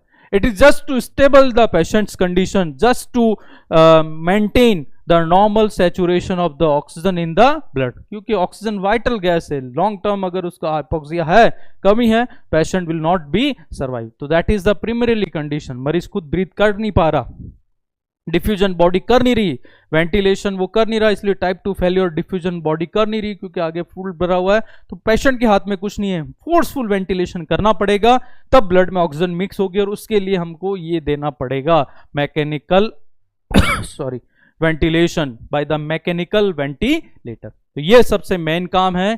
इसके अलावा बाकी सारे जनरल काम तो करना ही करना है। वो जनरल काम में यहाँ कुछ ड्रग्स दी जाएगी, ड्रग्स में प्रोफाइलैक्टिक एंटीबायोटिक्स हम देंगे। यहाँ पेशेंट को ब्रोंकोडायलेटर हमको देना है, पेशेंट को कॉर्टिकोस्टेरॉइड्स दिए जाएंगे। ये सब डिपेंड ऑन द एटियोलॉजी। यहाँ हम डायूरेटिक्स देंगे, आप देख पा रहे हैं कारण अलग अलग है, ये कलेक्टिव मैनेजमेंट में बता रहा हूँ। एंटीबायोटिक बैक्टीरियल इन्फेक्शन है, लाइक न्यूमोनिया है, इस तरह कंडीशन तो ठीक होगा।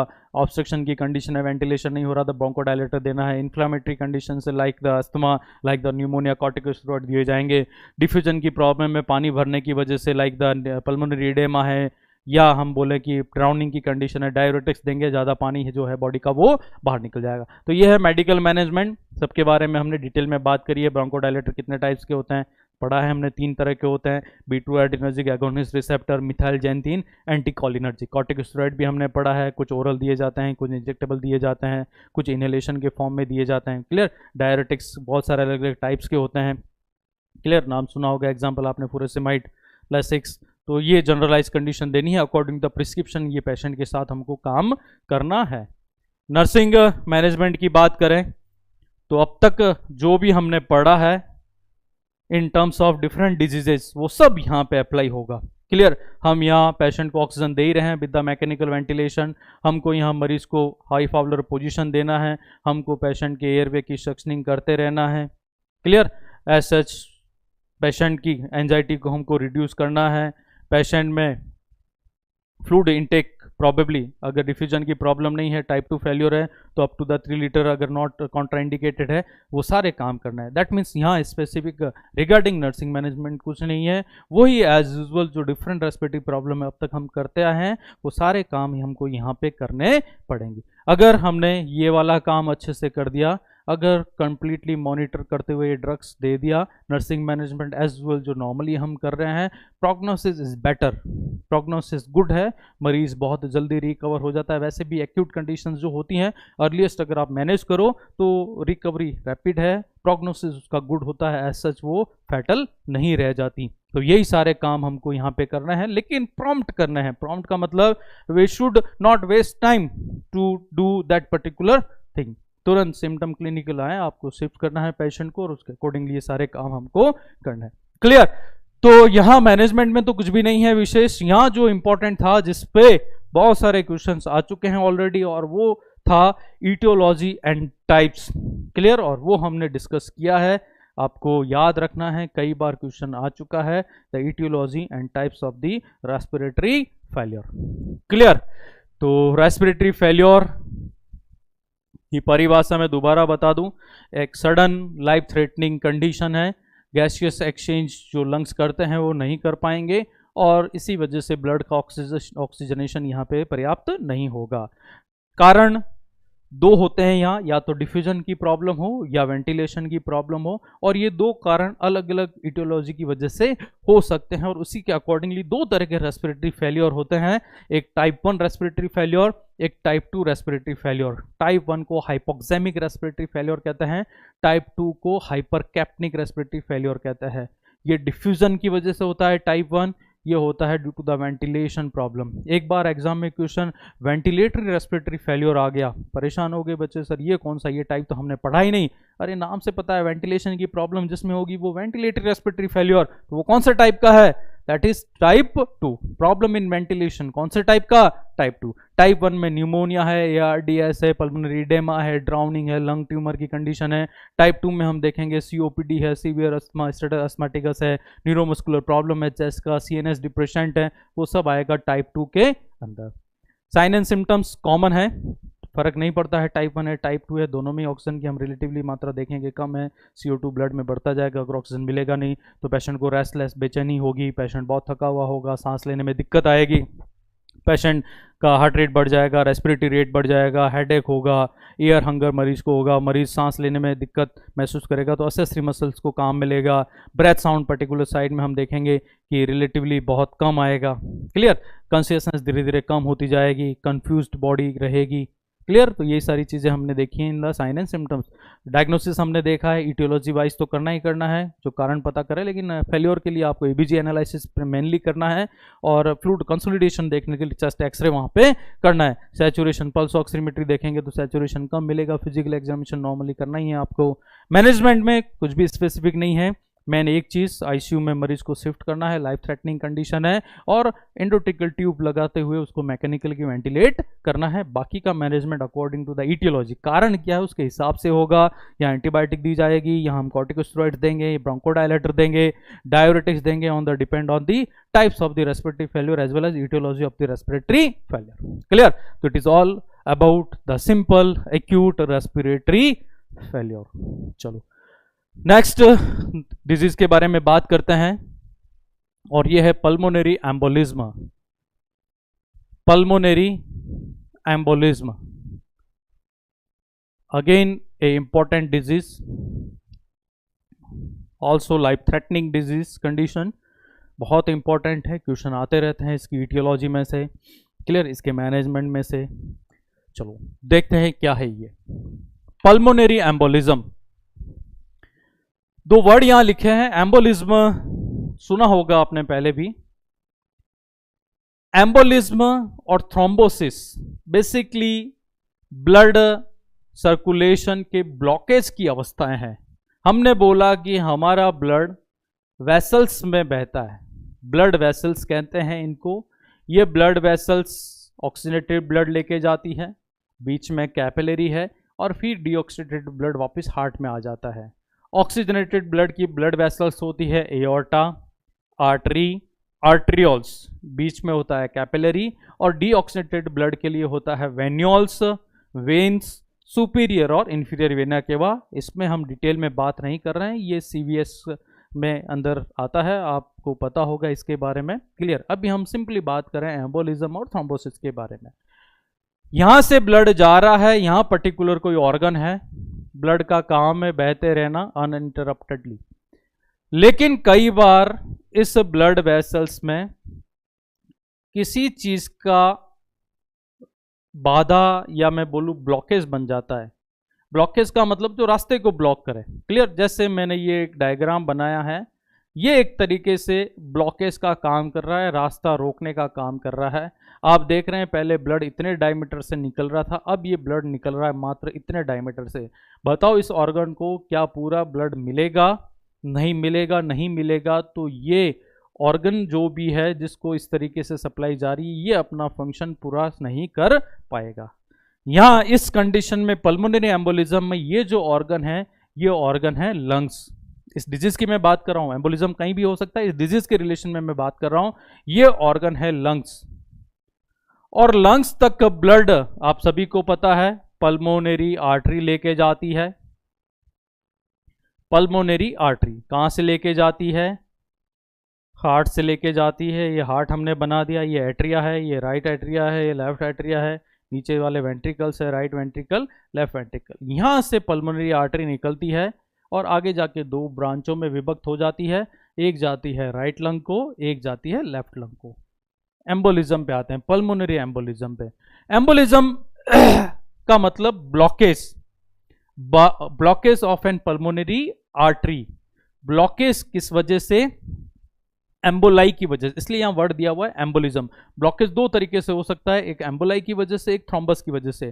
थ्रोम्बस का मतलब होता है कि ये कैपिलरी है और इसी में एक ब्लड क्लॉट बना और ये ब्लड क्लॉट यहीं पे फिक्स है, लोकलाइज है, आगे सर्कुलेशन बंद करा, हम बोलेंगे थ्रोम्बोसिस। लेकिन एम्बोलिज्म में क्या होता है कि ब्लड क्लॉट यहां नहीं बनता है, ब्लड क्लॉट बॉडी में पेरिफेरली कहीं पर भी बन सकता है।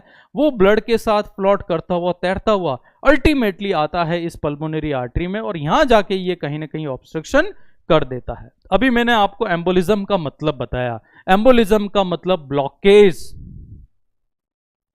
Bye an emboli. एम्बोलाई का मतलब क्या? Floating obstructive thing. It may be blood, it may be air, it may be any foreign body, like catheter embolism आप देखते हैं आईवी कैनुला का कैथेटर टूट जाता है। It may be fat, ये सारी चीजें तैरती हुई जाके माइक्रोवैस्कुलेशन में सर्कुलेशन को ऑब्स्ट्रक्ट कर सकती है। जब ये सारी चीजें तैरते हुए जाती है और ऑब्स्ट्रक्शन करती है, इन सभी तैरती हुई चीजों को बोलते हैं एम्बोलाई, और इनकी वजह से जब ब्लॉकेज होगा तो उस ब्लॉकेज को बोलेंगे एम्बोलिज्म। तो यहां क्या बात हो गई?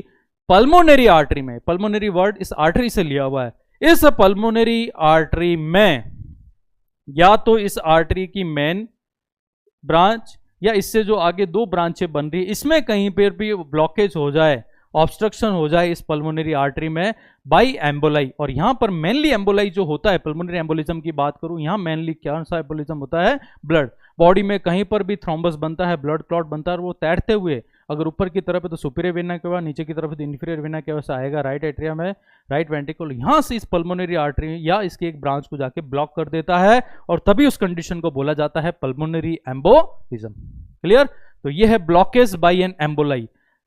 थ्रोम्बोसिस भी हो सकता है। थ्रोम्बोसिस का मतलब इसी आर्टरी में एक क्लॉट बन गया और वो वहां पे फिक्स है, उसकी संभावना कम है। ज्यादातर पेरिफेरल साइड में एम्बोलाई बनता है, अभी मैं कारण बताऊंगा, और वो तैरते हुए आता है यहां और फिर ऑब्स्ट्रक्शन कर देता है पल्मोनरी आर्टरी को। क्लियर? तो देखो डेफिनेशन पल्मोनरी एम्बोलिज्म का मतलब क्या? Pulmonary embolism is an blockage और obstruction of pulmonary artery or one of its branch by and emboli or thrombus। Thrombus तो वहीं बन गया, एम्बोलाई और कहीं से तैरते हुए आया, दोनों की वजह से ब्लॉकेज हुआ पल्मोनरी आर्टरी, ये पल्मोनरी आर्टरी है ये, या इसकी कोई एक शाखा, ये राइट में जाने वाली शाखा भी हो सकती है, लेफ्ट में जाने वाली शाखा भी हो सकती है। जब ये ऑब्स्ट्रक्शन हो जाएगा पल्मोनरी आर्टरी में, हम बोलेंगे पेशेंट को कौन सी डिजीज हो गई है, पल्मोनरी एम्बोलिज्म। सिंपल सी बात, जब भी मैं बोलूं पल्मोनरी आर्टरी बंद हो गई है, ऑक्लूड हो गई है by and simply blockage of a thrombus और एम्बोलाई, हम बोलेंगे probably it is an pulmonary embolism. Clear?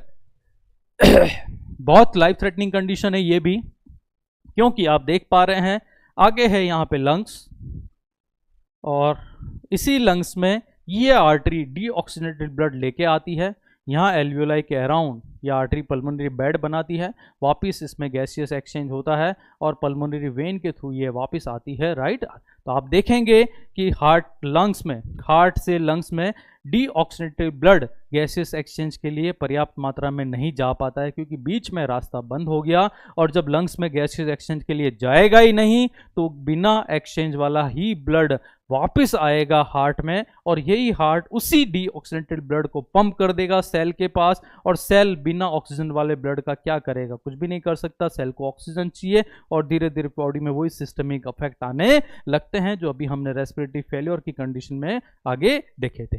Clear? तो that is simply the pulmonary embolism. By definition दोबारा बता दूं, ब्लॉकेज और ऑब्स्ट्रक्शन ऑफ पल्मोनरी आर्टरी और one of its branch by emboli और थ्रोम्बस। एम्बोलाई थ्रोम्बस दोनों ब्लड है, blood के क्लॉट्स है, बस फर्क इतना कि थ्रोम्बस फिक्स होता है, लोकलाइज होता है, जबकि एम्बोलाई फ्लोटिंग होता है, तैरता हुआ होता है, और जहां पर भी माइक्रो सर्कुलेशन मिलेगा वहां जाके वो ऑब्स्ट्रक्शन कर देगा सर्कुलेशन के अंदर। Clear? It is the pulmonary embolism. Definition wise भी क्वेश्चन आया हुआ है, बिल्कुल घबराना नहीं है, सिंपल सी बात है कि जब भी पल्मोनरी आर्टरी बंद हो जाएगी किसी एम्बोलाई थ्रोम्बस की वजह से, हम बोलेंगे पल्मोनरी एम्बोलिज्म मरीज को हो गया। ऐसा क्या होता है कि पेशेंट में ये एम्बोलाई बनते हैं और ये पल्मोनरी आर्टरी में जाके फिक्स हो जाते हैं, फंस जाते हैं, और तब मरीज को हो जाता है पल्मोनरी एम्बोलिज्म। इटियोलॉजी की बात मैं कर रहा हूँ, इटियोलॉजी बहुत इंपॉर्टेंट है, इसकी कई बार क्वेश्चन आ चुके हैं। इटियोलॉजी और साथ में मैं बात करूंगा उसके रिस्क फैक्टर के बारे में। क्लियर? वन बाय वन बात करते हैं। इटियोलॉजी के साथ आपको पैथोफिजियोलॉजी भी समझ में आ जाएगी। पहला, डीप वेन थ्रोम्बोसिस, डीवीटी का नाम सुना होगा आपने। डीप वेन थ्रोम्बोसिस, ये वर्ड अपने आप को एक्सप्लेन कर रहा है, बॉडी की जो गहरी वेन्स हैं वेन वैसे हमेशा सुपरफिशियल होती हैं, आपको पता है आर्टरी और वेन में अंतर, एक अंतर ये कि आर्टरी गहरी होती हैं और वेन सुपरफिशियल होती है, लेकिन बॉडी में कुछ बड़ी वेन्स डीपली सिचुएटेड होती है, जैसे मैं बोलूं when of thigh, when of calf, clear, पांव की वेन्स हैं, तो ये वेन चूंकि साइज में बड़ी होती है और पेरिफेरली सिचुएटेड होती है, और उनमें कुछ पैथोलॉजिकल कंडीशन की वजह से इन्फ्लामेशन हो जाता है, थ्रोम्बोसिस है ना। डीप वेन थ्रोम्बोसिस मतलब क्या कि जो गहरी वेन्स हैं जो कंपेरेटिवली लार्ज वॉल्यूम रखती हैं, उनके अंदर लोकलाइज इन्फ्लामेशन हो जाता है, और इन्फ्लामेशन के साथ साथ वहां पे थ्रोम्बस बन जाता है। थ्रोम्बोसिस का मतलब ये कि इन्फ्लाम्ड वेन जो है उसकी साइड पे थ्रोम्बस बन गया।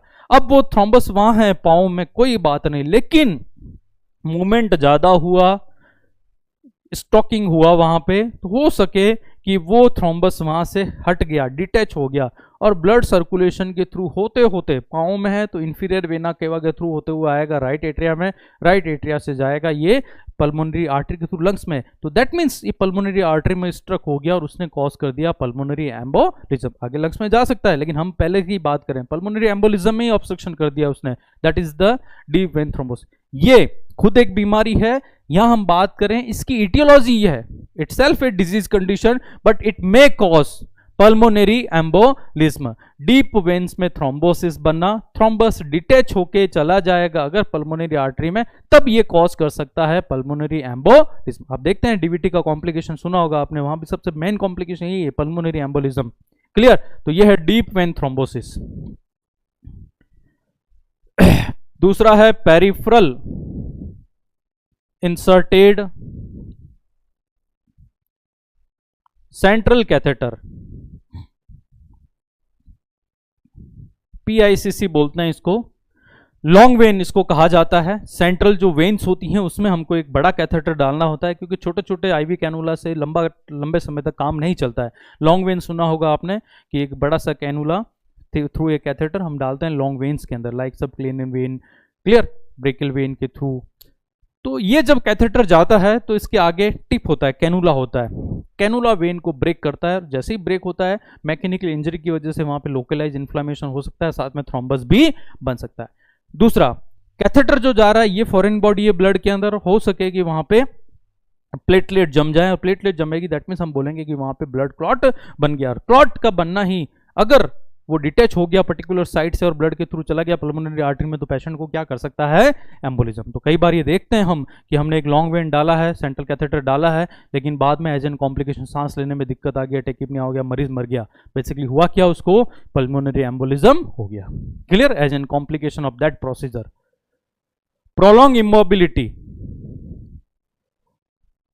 मरीज लंबे समय से चल फिर नहीं रहा है, मस्कुलोस्केलेटल प्रॉब्लम है, मेजर सर्जरी हो गई है, कोई पैथोलॉजिकल कंडीशन है, लंबे समय तक इमोबाइल है, तो क्या होगा, वेनस स्टेग्नेशन होगा। वेन का जो ब्लड है वो जमा रहेगा। वेन का ब्लड हार्ट की तरफ तब आएगा जब बॉडी की प्रोबेबल मोबिलिटी हो, वेन्स के वॉल अच्छे से काम करे। लेकिन कई बार लंबे समय तक इमोबिलिटी रखने की वजह से ब्लड रुक जाता है चलना, और ब्लड का स्टेग्नेशन थ्रोम्बस बनने का एक मेन रिस्क फैक्टर है। अगर ब्लड चलता रहेगा तो थ्रोम्बस बनने की प्रोबेबिलिटी बहुत कम है, अगर रुक गया तब वहां पे as such coagulation process start होने की संभावना ज़्यादा रहती है, और कोगुलेशन होने की वजह से थ्रोम्बस बनेगा और वो डिटैच होकर ब्लड के थ्रू जाएगा हमारी पल्मोनरी आर्टरी के अंदर। इसलिए बोला जाता है पेशेंट है हॉस्पिटल में एडमिट है, immediately we should mobilise the patient so that secondary जो कॉम्प्लिकेशन है वो वहां पे मरीज को नहीं हो। प्रोलॉन्ग इमोबिलिटी में cause the pulmonary embolism. Major surgery, आप देखेंगे कि मरीज तो आया था किसी सर्जरी के लिए, सर्जरी हमने करी और बाद में उसकी डेथ होगी, पता चला पल्मोनरी एम्बोलिज्म हो गया। क्यों भाई, ऐसा क्या हो गया?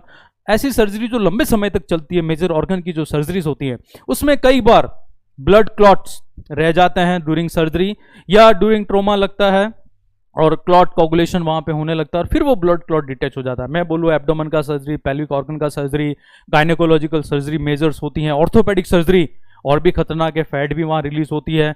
तो ये जो मेजर सर्जरीज हैं इनमें प्रोबेबिलिटी रहती है ब्लड क्लॉट बनने की, और बनते ही हैं चूंकि आर्टरी वेन कट्स करते हैं हम, तो वो वेन का जो भी क्लॉट से बेसिकली हो सके कि ब्लड सर्कुलेशन में आ जाए और पेशेंट में वो पल्मोनरी एम्बोलिज्म कर दें। मेजर सर्जरी, माइनर सर्जरी में ये प्रॉब्लम ऐसा नहीं होती है। मेजर जिसमें जो एक्सटेंसिव सर्जरी होती है जिसमें काफ़ी लंबा समय लगता है, 4-4, 5-5 घंटे लग रहे हैं सारे डॉक्टर्स, हो सके उसमें प्रोबेबिलिटी एब्डोमेन का, ऑर्थोपेडिक का, गायनेकोलॉजिकल सर्जरी, तो उसमें एज एन कॉम्प्लिकेशन मरीज में हो सके पल्मोनरी एम्बोलिज्म हो जाए।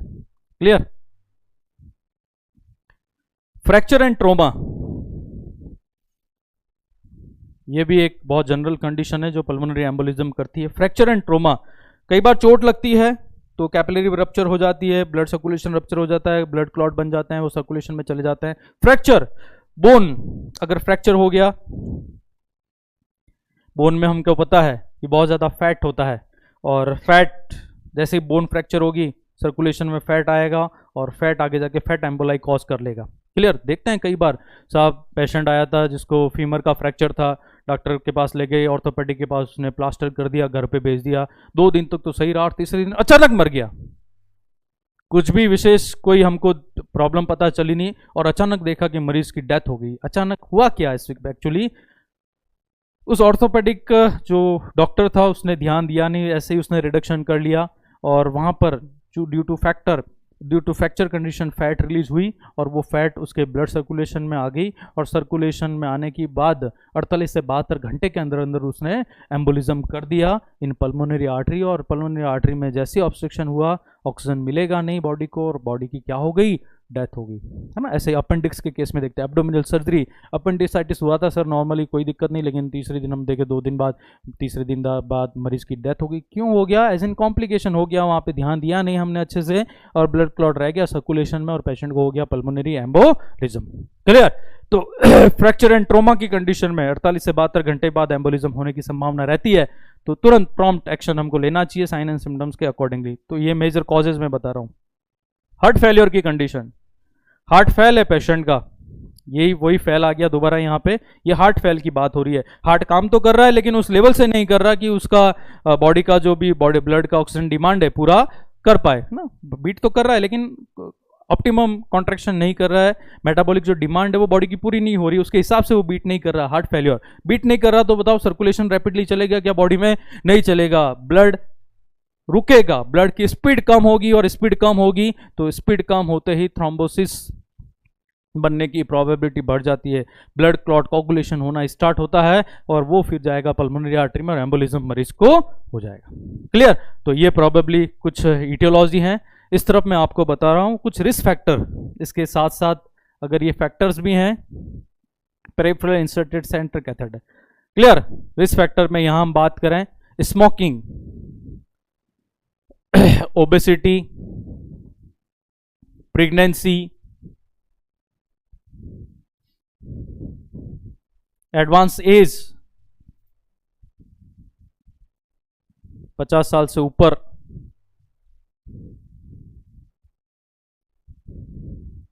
पहले की कोई हिस्ट्री है थ्रोम्बो एम्बोलिज्म की,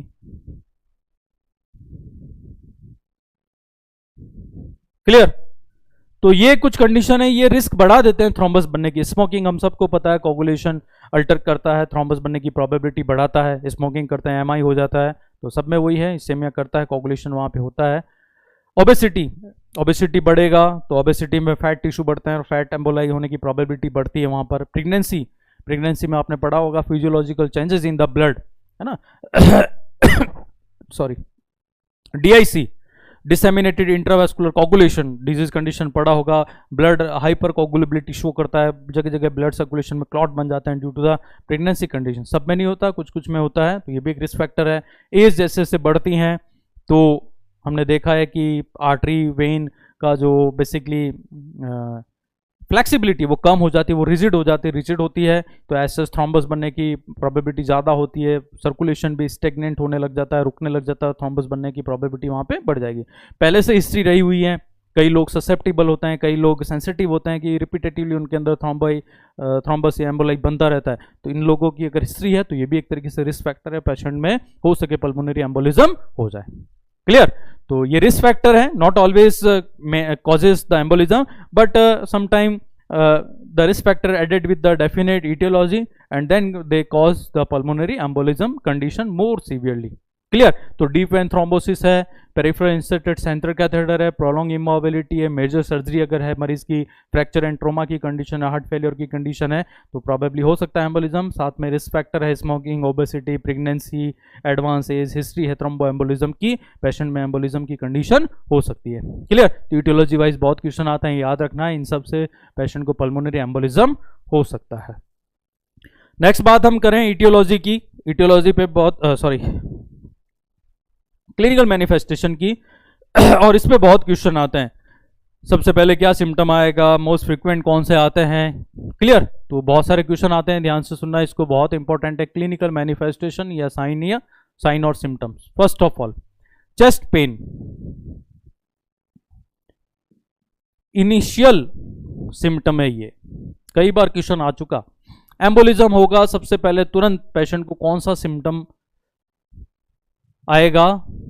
बोलना है चेस्ट पेन, जैसे ही ऑक्सीजन नहीं मिलेगा इस्चेमिया होना है और पेशेंट को वहां पे चेस्ट पेन फील होगा। इनिशियल सिम्टम, कई बार इसी नाम से क्वेश्चन आता है। पल्मोनरी एम्बोलिज्म में सबसे पहला सिम्टम कौन सा आएगा? सिम्टम तो बहुत आते हैं, पहला सिम्टम बोलना है chest pain. Dyspnoea, most frequent symptom, एक बार लिख लेता हूं मैं। Tachypnoea,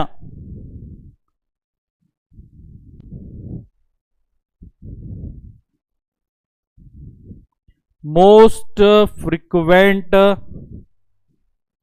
sign. तीन सिम्टम साइन लिखे हैं मैंने बोर्ड पे और तीनों पे कई बार क्वेश्चन आ चुके हैं। क्या क्वेश्चन आते हैं वो मैंने इनके आगे लिखा हुआ है। कंडीशन डाल देते हैं, पल्मोनरी एम्बोलिज्म की है, पूछते हैं इनिशियल सिम्टम कौन सा आएगा, बार बार रिपीटेटिवली कौन सा सिम्टम आएगा, रिपीटेटिवली कौन सा साइन है जो आप पता करोगे या मरीज में साइन दिखेगा, ये इन तीनों के आंसर हैं। Initial symptom chest pain, patient को तुरंत जैसे एम्बोलिज्म होता है सीवियर चेस्ट पेन होना स्टार्ट हो जाता है। सांस लेने में दिक्कत, डिफिकल्टी इन ब्रीदिंग, ये रिपीटेटिवली आने वाला सिम्टम है पेशेंट में। फ्रीक्वेंट साइन लिखा हुआ है, साइन और सिम्टम में आपको अंतर पता होगा। Sign is an objective data, objective information then that can only be described, measured, assessed by a health person, whereas symptom are those data that is given by the patient himself only. Clear? तो देखो इनमें अंतर है, बिल्कुल याद रखना है, कई बार क्वेश्चन आ चुका है ये। मोस्ट फ्रीक्वेंट साइन बोलना है टेकिपनिया, मोस्ट फ्रीक्वेंट सिम्टम बोलना है डिस्निया। इसके अलावा जो सामान्य दूसरे सिम्टम है उनके नाम में लिख रहा हूं, टेकिकार्डिया मतलब तो बार बार आ गया, बता दिया। हार्ट रेट यहाँ इंक्रीज, यहाँ रेस्पिरेटरी रेट इंक्रीज, कफिंग यहाँ होगी मरीज को, ब्लड प्रेशर यहां कम हो जाएगा, सिनकोप क्या होता है अभी मैं बताता हूं। सिनकोप यहां होगा, रेस्टलेसनेस, एप्रीहेंशन। देखो इन सब के मतलब क्या। तुरंत चेस्ट पेन होगा, इनिशियल सिम्टम है due to lack of oxygen. बार बार सांस लेने में दिक्कत आएगी क्योंकि ऑक्सीजन जा नहीं रहा है, बेसिक फंक्शन आगे सीज हो रहे हैं बॉडी के, हम बोलेंगे dyspnoea, difficulty in the breathing मरीज को होना है। फ्रीक्वेंट साइन, हार्ट रेट यहाँ इंक्रीज होगी, बॉडी कंपनसेट करेगी डिमांड बढ़ाने के लिए, डिमांड बढ़ी हुई है कंपनसेट करना है उसको, डिमांड को पूरा करने के लिए respiratory rate will be the higher. Tachycardia वही कंपनसेशन, कम ब्लड जा रहा है, डिमांड तो पूरा करना है तो हार्ट अपनी रेट को बढ़ा देता है। पेशेंट को कफिंग यहाँ आएगा, ब्लड प्रेशर यहाँ पे कम हो जाएगा, बीपी कम, क्योंकि जो ब्लड जा रहा है लंग्स में वो कम जा रहा है और वही कम आएगा तो ब्लड प्रेशर आप लोगे आर्टरी में तो कम मिलेगा। सिनकोप, देखो एक नया वर्ड आया है यहाँ, सिनकोप। सिनकोप एक कलेक्टिव कंडीशन है जो हाइपोक्सेमिया की कंडीशन में देखने को मिलती है, जिसमें तीन चीजें आपको एक साथ देखने को मिलेगी मरीज में। तीन चीजें, पहला ब्लड प्रेशर कम, हाइपोटेंशन की कंडीशन। दूसरा फेंटिंग, फेंटिंग का मतलब चक्कर आना। जब बीपी कम होता है तो नो डाउटली ब्लड का जो फ्लो है टुवर्ड्स द ब्रेन वो भी कम होगा, और कम होने की वजह से ऑक्सीजन कम मिलेगी और उसको चक्कर आना स्टार्ट हो। जैसे ही चक्कर आना स्टार्ट होगा और ऑक्सीजन मिलेगी नहीं ब्रेन को, हाइपोटेंशन हो रहा है, तो पेशेंट का धीरे धीरे कॉन्शियसनेस जो है वो कम होने लग जाता है, पेशेंट धीरे धीरे बेहोश होने लगता है। तीन कंडीशन एक साथ, बीपी डाउन, चक्कर आना, कॉन्शियसनेस खत्म होना, रिड्यूस होना, हम बोलेंगे सिनकोपल अटैक हुआ है या सिनकोप हुआ है पेशेंट को। रेस्टलेसनेस, ऑक्सीजन की कमी की वजह से एप्रीहेंशन, बहुत भयभीत, मरीज बहुत डरा हुआ रहता है कि कौन सी सीवियर डिजीज मेरे को हो गई, क्या इलाज होगा नहीं होगा, मर तो नहीं जाऊंगा। तो स्टेट ऑफ एप्रीहेंशन मतलब फियरफुल कंडीशंस को हम बोलते हैं एप्रीहेंशन। क्लियर? तो these are general sign and symptoms. तीनों, ये फर्स्ट तीनों बहुत इंपॉर्टेंट है, कई बार क्वेश्चन आ चुके हैं। नेक्स्ट बात करते हैं डायग्नोसिस के बारे में। डायग्नोस कैसे करना है पल्मोनरी एम्बोलिज्म को। अब डायग्नोसिस पे भी यहां बहुत सारी इंपॉर्टेंट बातें हैं। यहां हम देखेंगे पल्मोनरी एंजियोग्राफी करके, एक बार नाम लिख लेता हूं मैं, pulmonary angiography, fluoroscopy, VQ scan, CT scan या chest x-ray, blood test. Blood test में आप डी डाइमर देखेंगे, ईसीजी देखेंगे, हार्ट में चेंजेस आते हैं यहाँ पर, आप पल्स ऑक्सीमीट्री करेंगे, एबीजी एनालिसिस करेंगे।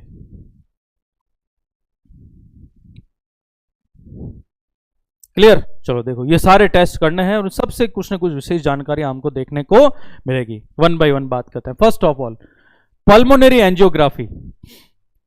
एंजियोग्राफी आपने सीवीएस में भी पढ़ा होगा, वहां कोरोनरी आर्टरी की एंजियोग्राफी होती है। यहां हम बात कर रहे हैं पल्मोनरी आर्टरी के एंजियोग्राफी के बारे में। एंजियोग्राफी एक रूटीन जनरल टेस्ट है।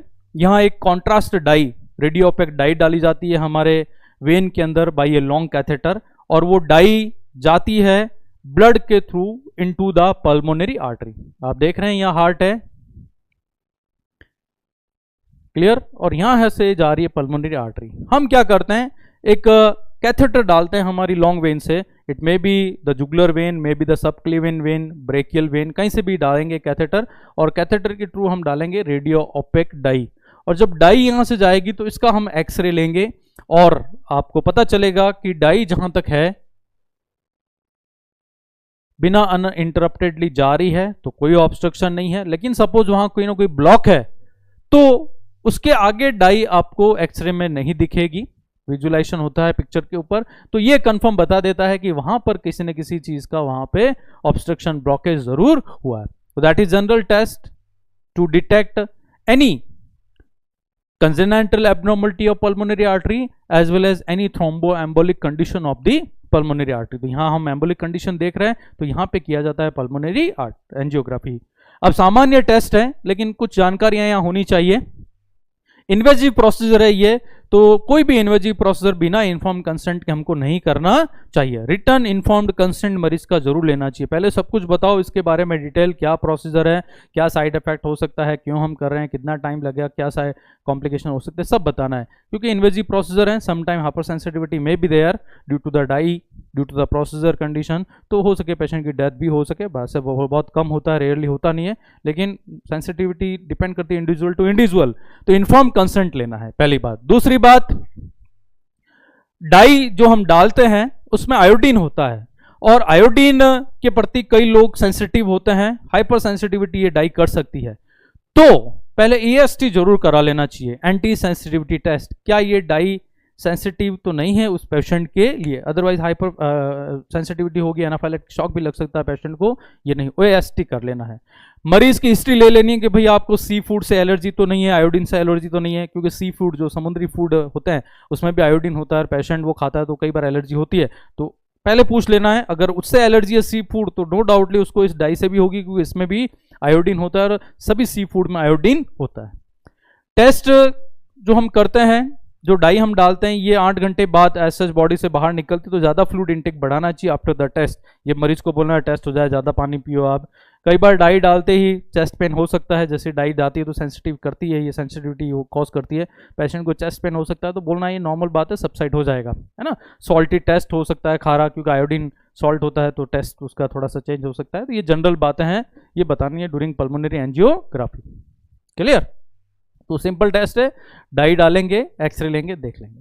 फ्लोरोस्कोपी, फ्लोरोस्कोपी भी एक तरह का एक्सरे होता है, लेकिन एक्सरे करने का तरीका अलग। एक तरफ एक्सरे मशीन होती है और एक तरफ एक स्क्रीन होती है, फ्लोरोसेंट स्क्रीन बोलते हैं, और पेशेंट उसके बीच में होता है। तो ये क्या करता है, रियल टाइम मूविंग इमेज बताता है, मूवेबल इमेज। क्लियर? एक्सरे तो फिक्स बताएगा 2 प्लेन के अंदर, फ्लोरोस्कोपी की मूवेबल रियल इमेज बताता है, रियल टाइम इमेज। क्लियर? जो ऑनगोइंग प्रोसेस चल रहा है उसका स्क्रीन के ऊपर रियल टाइम इमेज आपको दिखेगा। तो it is more advance than the X-ray, है एक्सरे ही लेकिन थोड़ा अलग तरीके का X-ray, that is the fluoroscopy. Clear? होता है एक्सरे जैसा ही है, एक्सरे में आप मशीन होती है, दूसरी तरफ स्क्रीन होता है, बीच में पेशेंट होता है, यहाँ पर वो स्क्रीन फ्लोरोसेंट लाइट की होती है, एक तरफ एक्सरे और रियल इमेजिंग मूवमेंट दिखता है यहाँ पे आपको। VQ स्कैन हमने बात करी हुई थी पहले ही, ventilation perfusion scan. VQ scan एक टेस्ट है जिसमें वेंटिलेशन और परफ्यूजन की कोई प्रॉब्लम तो नहीं है, ये यहाँ पे देखी जाती है। तो यहाँ हम देख रहे हैं ऐसे परफ्यूजन नहीं होगा, क्योंकि पल्मोनरी आर्टरी बंद है तो एल्वेलाई के अराउंड ब्लड जाना नहीं है, तो वो प्रॉब्लम आपको इस टेस्ट से पता चलेगी। तो यहाँ हम क्या करेंगे कि इस वेन में इंजेक्टेबल डाई डालेंगे, तो इंजेक्टेबल डाई वैसे ही ब्लड के थ्रू जाएगी उसी पल्मोनरी आर्टरी में, फिर गामा कैमरेसिस का फोटो लेंगे और फिर पता चलेगा कोई ऑब्स्ट्रक्शन है या वहाँ पे नहीं है। Clear? VQ scan, ventilation perfusion scan इसको कहा जाता है, ये नाम कई बार आ गया, हमने कई बार इसको यूज कर लिया। CT स्कैन, एनाटॉमिकल डिफेक्ट देखना है, कंप्यूटर टोमोग्राफी हम करते हैं, ये भी एक्सरे ही होता है, 360 डिग्री एंगल पे मल्टी सेक्शनल आपको व्यू दिखाता है CT स्कैन। क्लियर? अगर CT स्कैन नहीं हो तो चेस्ट एक्सरे, ये एक्सरे बस ये 2 प्लेन से दिखाएगा, थोड़ा बहुत डिफिकल्ट होगा डायग्नोस करने में, लेकिन ये भी हम कर सकते हैं CT scan. Blood test, patient का ब्लड टेस्ट करना है, डी डाइमर पॉजिटिव मिलेगा। डी डाइमर बेसिकली क्या होता है, फाइब्रिन डिग्रेडेशन प्रोडक्ट होता है। बॉडी में अगर कहीं ब्लड क्लॉट बना है तो body stand to break down that particular blood clot, body अपने आप अंदर ही बॉडी का होम्योस्टेसिस होता है कि उस क्लॉट को ब्रेक डाउन करने की कोशिश करता है। जब भी ब्रेक डाउन होता है तो प्रोटीन होती है बेसिकली फाइब्रिन प्रोटीन, उसी का प्रोडक्ट होता है डी डाइमर। ये प्रेजेंट होगा तो बताएगा प्रोबेबिलिटी की बॉडी में कहीं ना कहीं थ्रोम्बस क्लॉट है और उसका ब्रेक डाउन बॉडी ने स्टार्ट किया है। तो D dimer basically fibrin fragments होते हैं, फाइब्रिन डिग्रेडेशन प्रोडक्ट होते हैं। ये अगर प्रेजेंट है, नॉर्मली ये ब्लड में एब्सेंट होते हैं, if they are in present that means body में अल्टर कोगुलेशन हुआ है, ब्लड क्लॉट हुआ है, उसका बॉडी ने लाइसिस किया है। फाइब्रिनोलाइसिस होने के बाद ये फ्रेगमेंट देखने को मिलता है। तो D dimer will be present in case of embolism condition.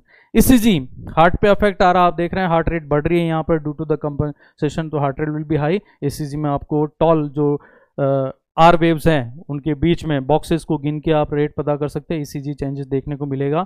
ऑक्सीमीट्री तो आपको कराना ही है क्योंकि एम्बोलिज्म में सैचुरेशन मिलेगा नहीं, सैचुरेशन यहाँ पे कम, और एबीजी एनालिसिस भी कराना है क्योंकि ऑक्सीजन मिलेगा नहीं। तो वही सारी जो कंडीशन अभी हमने थोड़ी देर पहले देखी है रेस्पिरेटरी एसिडोसिस की, CO2 ज्यादा, ऑक्सीजन कम, पीएच कम, ये तीनों ही बताता है मरीज को रेस्पिरेटरी एसिडोसिस हुआ है। वो सारी फाइंडिंग्स यहाँ पे देखने को मिलेगी।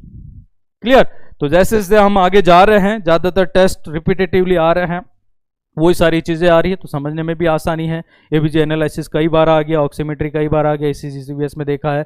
डी डाइमर एक फ्रेगमेंट होता है, ये फाइब्रिन प्रोडक्ट है, डिग्रेडेशन प्रोडक्ट, ये पॉजिटिव है, बताएगा क्लॉटिंग, सीटी स्कैन, एक्सरे होता है, वीक्यू स्कैन हमने पढ़ा है, परफ्यूजन देखना होता है, वेंटिलेशन परफ्यूजन स्कैन। एंजियोग्राफी मैंने यहाँ बताया आपको एक तरीके से एक्सरे विजुअलाइजेशन होता है पल्मोनरी आर्टरी का after injecting the radiopaque dye with a central catheter. Clear? Fluoroscopy एक एक्सरे होता है, रियल टाइम इमेज हमको बताता है, कहीं पे क्लॉट अगर होगा तो जरूर आपको फ्लोरोस्कोपी में भी दिख जाएगा। क्लियर? तो जरूरी नहीं सारे टेस्ट आप कराओ, आपको सीटी स्कैन से पल्मोनरी एंजियोग्राफी से ही कंफर्म हो जाता है, लेकिन कई बार नहीं हो तो फिर और सजेस्टिव टेस्ट हमको कराने की जरूरत होती है। क्लियर? तो सारे टेस्ट हमने देख लिए, डायग्नोसिस हो गया, और जब डायग्नोसिस हो गया तो अब बात आती है उसको मैनेज करने की। अब उसको ठीक भी करना है, और यहाँ मैनेजमेंट दो तरह का होता है, medical management as well as surgical management. Medical management सभी मरीजों में काम आता है, लेकिन सर्जिकल मैनेजमेंट तभी जब मेडिकल मैनेजमेंट पर्याप्त रूप से काम नहीं कर पा रहा है। देखो क्या करना है, पल्मोनरी एम्बोलिज्म में आपको मेडिकल मैनेजमेंट करना है, और medical management no doubtly medicine के साथ होगा। और यहां पर हम दो तरह की दवाइयां मरीज को देंगे। एक तरह की दवाई को हम बोलते हैं एंटी कोगुलेशन थेरेपी। देखो नाम से पता चल रहा है थेरेपी है ये, जिसमें दवाइयां दी जाएगी और ये कोगुलेशन को रोकेगी। एंटी कोगुलेंट ड्रग्स यहां दी जाएगी, और एंटी कोगुलेंट ड्रग आपने सीबीएस में पढ़ा है, यहां पर natural as well as artificial anticoagulants दिए जाते हैं। एंटी कोगुलेंट क्या होते हैं? कोगुलेशन को रोकते। तो यहां क्या फायदा होगा मरीज को? दो फायदे होंगे। अगर वहां पर एम्बोलाई है, थ्रोम्बस बना हुआ है, तो ये एंटी कोगुलेंट उस थ्रोम्बस की साइज को रिड्यूस करने में हमारी हेल्प करेंगे, पहली बात। दूसरी बात, फर्दर नेक्स्ट जो प्रोबेबिलिटी बनती है थ्रोम्बस बनने की, एम्बोलाई बनने की, वो प्रोबेबिलिटी ये एंटीकोगुलेंट खत्म कर देंगे, तो आगे थ्रोम्बस भी यहां पे नहीं बनेगा। तो दो फायदे हो गए, प्रेजेंट एम्बोलाई है, size will be reduce, fourth coming probability है बनने की, वो प्रोबेबिलिटी ये खत्म कर देंगे। तो यहां हम देंगे एंटीकोगुलेंट। बहुत सारे एंटीकोगुलेंट होते हैं जैसे कि अनफ्रैक्शनल, हेपेरिन। सेम मैनेजमेंट आप एमआई में भी पढ़ा होगा आपने, मायोकार्डियल इंफार्क्शन के अंदर वहां पर भी एंटीकोगुलेंट्स दिए जाते हैं। तो ये अनफ्रैक्शनल हेपेरिन होता है। ओरल एंटीकोगुलेंट्स भी आते हैं लाइक वारफेरिन, नाम सुना होगा आपने, कॉमाडिन के नाम से आता है ये। आजकल लो मॉलिक्यूलर वेट हेपेरिन आ गए हैं, लो मॉलिक्यूलर वेट हेपेरिन है ना, जैसे कि आपने नाम सुना होगा इनोक्सापेरिन, सबक्यूटेनियसली लगता है, छोटा सा इंजेक्शन आता है, ये सबक्यूटेनियसली लगता है, आईवी भी लगता है, ये ओरल दिया जाता है, ये आप सबक्यूटेनियसली लगाते हैं ना। इसके अलावा factor Stuart Prower, factor 10A inhibitor drugs भी आती हैं, जैसे कि एग्जांपल में बताऊं फोंडापेरिनक्स। क्लियर? तो ये भी सबक्यूटेनियसली आपको लगाना होता है। देखो ये क्या लिखे हैं मैंने, ये सब एंटीकोगुलेंट्स हैं। एंटीकोगुलेंट वर्ड से समझ में आ जाना चाहिए, कोगुलेशन को रोकने वाली दवाएं, ब्लड के थक्के बनने से रोकने वाली दवाएं। तो ये न सिर्फ रोकती है बल्कि प्रेजेंट अगर कोई क्लॉट है तो उसकी साइज को भी रोकेगी। यह है हेपेरिन जो हमारे ब्लड में होता है नेचुरली, इंजेक्शंस आते हैं इसके, ये नेचुरल एंटीकोगुलेंट है, ब्लड के कोगुलेशन को रोक देगा। क्लियर, अनफ्रैक्शनल हेपेरिन, जो ऐसा नेचुरल हेपेरिन होता है अंदर का वैसा ही नेचुरल हेपेरिन बाहर से अनफ्रैक्शनल, जिसका मॉलिक्यूलर वेट कम नहीं किया हुआ होता है, फ्रैक्शन वही होता है जो ब्लड का हेपेरिन है वो। हेपेरिन पे क्वेश्चन आता है, एंटीडोट का कई बार आ चुका है, तो पता ही है आपको हेपेरिन का एंटीडोट क्या होता है, प्रोटामिन सल्फेट। कई बार क्वेश्चन आ चुका है, एंटीडोट ऑफ हेपेरिन बोलना है प्रोटामिन सल्फेट। क्लियर। वारफेरिन ये ओरल एंटीकोगुलेंट होता है ओरल टैबलेट्स के रूप में दिया जाता है, इसका भी एंटीडोट कई बार आ चुका है, ये यूनिवर्सल क्वेश्चन आते रहते हैं घूम फिर के। तो वारफेरिन का क्या होता है, विटामिन के और साथ में फ्रेश ताजा प्लाज्मा चढ़ाना होता है, फ्रेश फ्रोजन प्लाज्मा। तो एंटीडोट के 2 क्वेश्चन बनते हैं इनमें से, ये आते रहते हैं, मैंने बता दिया आपको। आजकल लो मोलिकुलर वेट हिपेरिन आते हैं लॉन्ग टर्म देने के लिए, हेपेरिन फ्रैक्शनल हम कर देते हैं। क्लियर, बहुत सारे उसके फ्रैक्शन वेट वाइज कम हो जाता है। वो इनॉक्सापेरिन देखा होगा आपने, प्री फिल्ड छोटा सा इंजेक्शन आता है ना, इंसुलिन इंजेक्शन की तरह ही उसकी नीडल होती है और सबक्यूटेनियसली एब्डोमेन के अराउंड हमको लगाना होता है। इनॉक्सापेरिन LMXW के नाम से भी आता है। ये है फैक्टर 10A इनिबिटर। 10A जो फैक्टर होता है, कोगुलेटिंग फैक्टर आपने पढ़े हैं, अलग अलग टाइप्स के होते हैं जो कोगुलेशन को कंप्लीट करते हैं। तो ये फैक्टर 10 को रोकने वाला एक इनिबिटर है। 10 अगर रुक जाएगा तो पूरा कोगुलेशन, पूरा प्रोसेस कंप्लीट नहीं होगा, है ना, फंडापेरिनॉक्स के नाम से आते हैं। ये सब एंटीकोगुलेंट हैं, ये मरीज को देने होते हैं, लॉन्ग टर्म चलते हैं, 3 से 6 महीने की पूरी ये कोर्स की अवधि होती है, लॉन्ग टर्म मरीज को देना होता है। Clear, anticoagulant therapy. लेकिन हमारा काम यहां खत्म नहीं हुआ, मरीज में वर्तमान में जो एम्बुलस है उसको हमको हटाना है, तो उसके लिए हम देंगे थ्रोम्बोलाइटिक, इसी को कहते हैं फाइब्रिनोलाइटिक थेरेपी, फाइब्रिनोलाइटिक थेरेपी। क्लियर। देखो इसमें क्या करेंगे, थ्रोम्बोलाइटिक, लाइटिक मतलब लाइसिस, ब्रेकडाउन, किसका ब्रेकडाउन, थ्रोम्बस। फाइब्रिनोलाइटिक मतलब फाइब्रिन जो प्रोटीन बनी है जिससे क्लॉट बना है उसका ब्रेकडाउन। दैट मीन्स क्या हुआ कि बॉडी में जो क्लॉट बना हुआ है पल्मोनरी आर्टरी में, अब उसका एक्चुअली हमको ब्रेकडाउन करना है, उसको तोड़ना है और रिड्यूस करना है, उसका लाइसिस करना है, ताकि ऑब्स्ट्रक्शन खत्म किया जा सके, ताकि ब्लड अच्छे से लंग्स में पहुंच सके। तो इसके लिए थ्रोम्बोलाइटिक ड्रग्स दी जाती हैं। कुछ एग्जाम्पल मैं बताता हूं, आपको याद आएगा, रिटिप्लेस, एल्टिप्लेस, टेनेक्टिप्लेस,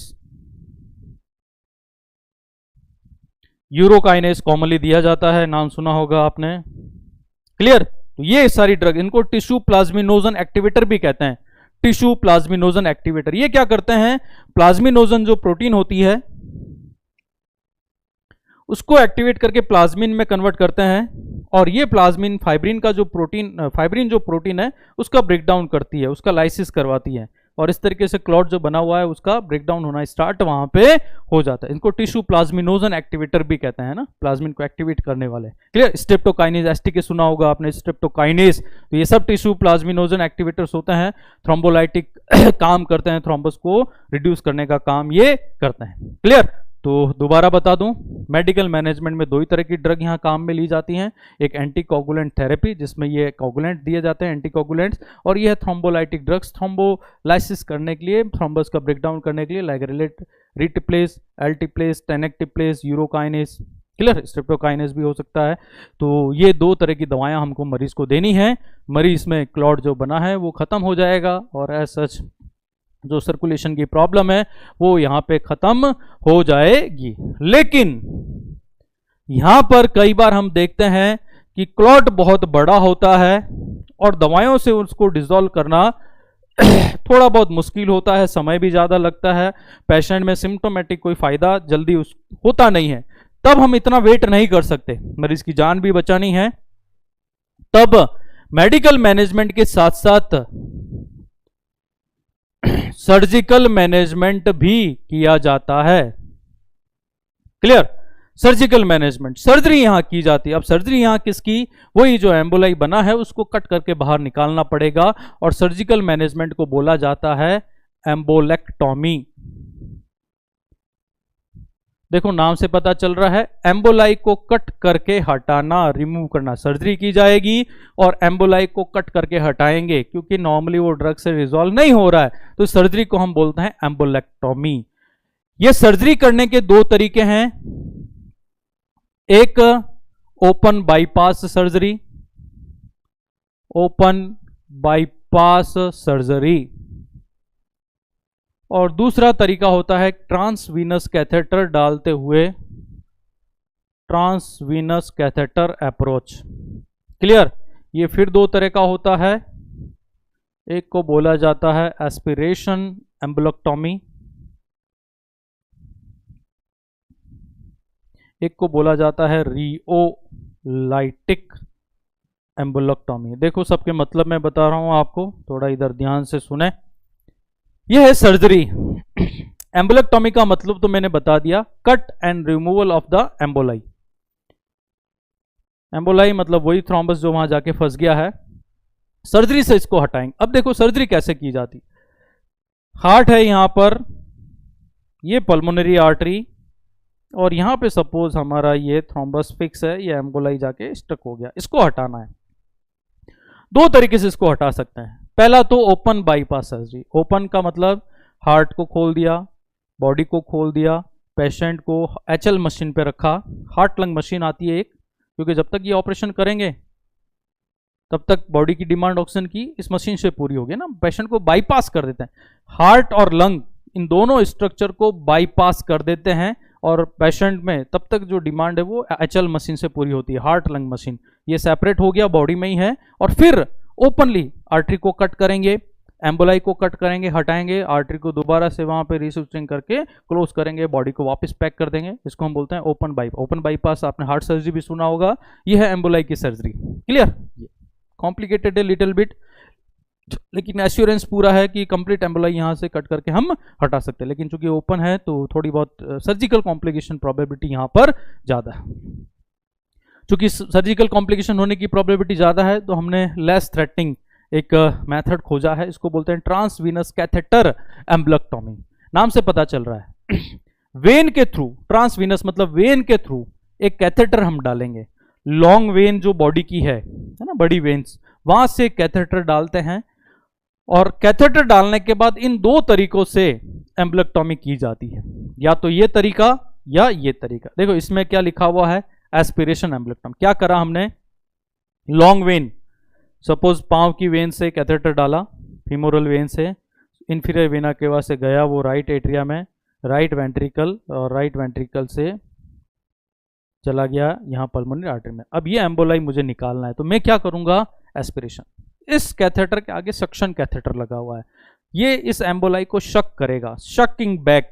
शक्कन जब होगा, एस्पिरेशन जब होगा, तो ये एम्बोलाई पूरा का पूरा शक होके हमारे कैथेटर के थ्रू वापस कहाँ आ जाएगा, बाहर, है ना। सिंपलेस्ट, कुछ नहीं किया हमने। क्या किया, कैथेटर डाला, उसके थ्रू एम्बोलाई को शक करके बाहर निकाले। सक्शनिंग हमने की है, यहाँ कुछ नहीं किया। एस्पिरेशन का मतलब हमने क्या किया है, यहाँ पे सक्शनिंग कर ली। बताओ ज्यादा कॉम्प्लिकेटेड कोई प्रोसेसर है क्या? कुछ नहीं, सिर्फ कैथेटर डाला है USG गाइडेड अल्ट्रासाउंड में देखते हुए, और हमारा काम आसान हो गया, सक्शन करके हमने बाहर निकाले। लेकिन कई बार क्या होता है कि ये एम्बोलाई बहुत डीपली, या हम बोलें कि बहुत रिजिडली फिक्स हो जाता है पल्मोनरी आर्टरी में। आप कितना ही सक्शनिंग करो वहां पे, वो एम्बोलाई वहां से डिटैच नहीं होता है, बहुत अंदर रिजिडली वो फिक्स हो जाता है। उस केस में क्या होता है, ये एम्बोलेक्टॉमी की जाती है, रियोलाइटिक एम्बोलेक्टॉमी। रियोलाइटिक एम्बोलेक्टॉमी, इसका मतलब क्या है, सैलाइन, नॉर्मल सैलाइन को इंस्टिल किया जाता है, प्रेशराइज। देखो इसमें क्या किया जाता है, कैथेटर डालते हैं वही, और कैथेटर में आगे दो प्रॉब होती है। एक प्रॉब से तो क्या होता है कि जेट इंजेक्टर होता है उसके आगे, मतलब बहुत तेजी से NS डालने का काम किया जाता है। यहाँ पे ये एम्बोलाई है, बहुत रिजिडली फिक्स है, तो तेजी से NS डाला जाएगा इस पे, नॉर्मल सैलाइन, और दूसरे प्रॉब से तुरंत उस NS को और ये जो एम्बोलाई वहां से कटा है, वहां से हटा है बाय द एनएस, उसको सक करके वापस बाहर निकाला जाएगा। तो थोड़ा एडवांस कर दिया हमने। क्या एडवांस कर दिया यहाँ पे कि नॉर्मल एस्पिरेशन से तो काम चल नहीं रहा था, तो रियोलाइटिक एम्बोलेक्टोमी की, प्रेशराइज नॉर्मल सैलाइन इंस्टिल किया वहां पे। जेट इंजेक्टर एक बौछार होती है तेज जो डाली जाती है एम्बोलाई पे, तेज बौछार से एम्बोलाई हटता है वहां से और तुरंत सेकंड प्रोब वहां होता है कैथेटर में, तुरंत उसको सकिंग बैक कर लिया जाता है। मतलब इस वाले में सक्शनिंग तो होती ही होती है, लेकिन एडिशनल क्या कर दिया हमने, एनएस भी वहां डाला, नॉर्मल सैलाइन इंस्टिल किया, जिससे एम्बोलाई को बाहर निकालना आसान हो गया। क्लियर? तो ये सर्जिकल इंटरवेंशंस हैं जो हमने पढ़ी। मेडिकल मैनेजमेंट के साथ साथ कई बार इनकी भी जरूरत पड़ती है। ये तो ओपन बाईपास सर्जरी हो गया, ओपन बाईपास करके हार्ट लंग मशीन पे मरीज को लेके ओपनली करके एम्बोलाई निकाल दिया। लेकिन सर्जिकली कॉम्प्लिकेशन ज़्यादा है, ट्रांसवीनस कैथेटर डाल के ये काम करेंगे। इसके लिए एस्पिरेशन करना है सिंपली, कई बार एस्पिरेशन से नहीं होगा तो रियोलाइटिक एम्बोलेक्टोमी। रियोलाइटिक का मतलब है प्रेशराइज एनएस डालते हुए एम्बोलाई को शक बैक करना, वापस बाहर निकाल देना। क्लियर? तो it is surgical management of pulmonary embolism. Last और इंपॉर्टेंट पार्ट की बात करते हैं, दैट इज नर्सिंग मैनेजमेंट। हमारे बिना किसी का कुछ नहीं हो सकता। हम अगर मैनेजमेंट अच्छा नहीं करें, डॉक्टर कितना ही बढ़िया सर्जरी कर ले, मेडिकल दवाइयां कितनी बढ़िया दे दे, मरीज का बेनिफिट ज्यादा होने वाला नहीं। Overall responsibility is on us. Nursing management important बात यहां पर। क्लियर? उसके क्या क्या काम करने हैं, बहुत सारे काम हमको यहां करने पड़ेंगे as a nurse. Nursing management one by one बात करते हैं। मरीज को ऑक्सीजन देनी पड़ेगी, ऑक्सीजन देना बहुत जरूरी है। आप देख रहे हैं कि ब्लड बहुत कम जा रहा है ऑक्सीजनेट होने के लिए, तो जितना भी जा रहा है उसमें कम से कम ऑक्सीजन की कमी ना रहे, बाहर से सप्लीमेंटल एडिशनल ऑक्सीजन मरीज को यहां आपको देनी पड़ेगी ऑक्सीजन थेरेपी के रूप में। आईवी थेरेपी, मरीज को आईवी फ्लूइड दिया जाएगा यहां पर, आईवी फ्लूइड्स जिसमें सैलाइन प्रोबेबली ग्लूकोज होंगे। क्लियर? ओवरऑल फ्लूइड की कमी नहीं हो पेशेंट में। वैसोप्रेसिव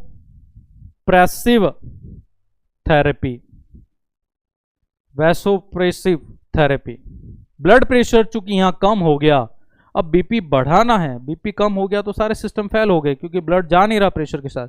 बीपी बढ़ाने के लिए जो थेरेपी दी जाती है उसको बोलते हैं वैसोप्रेसिव थेरेपी। आपने नाम सुना होगा इंजेक्शन डोपामिन के बारे में, डोबोटामिन के बारे में।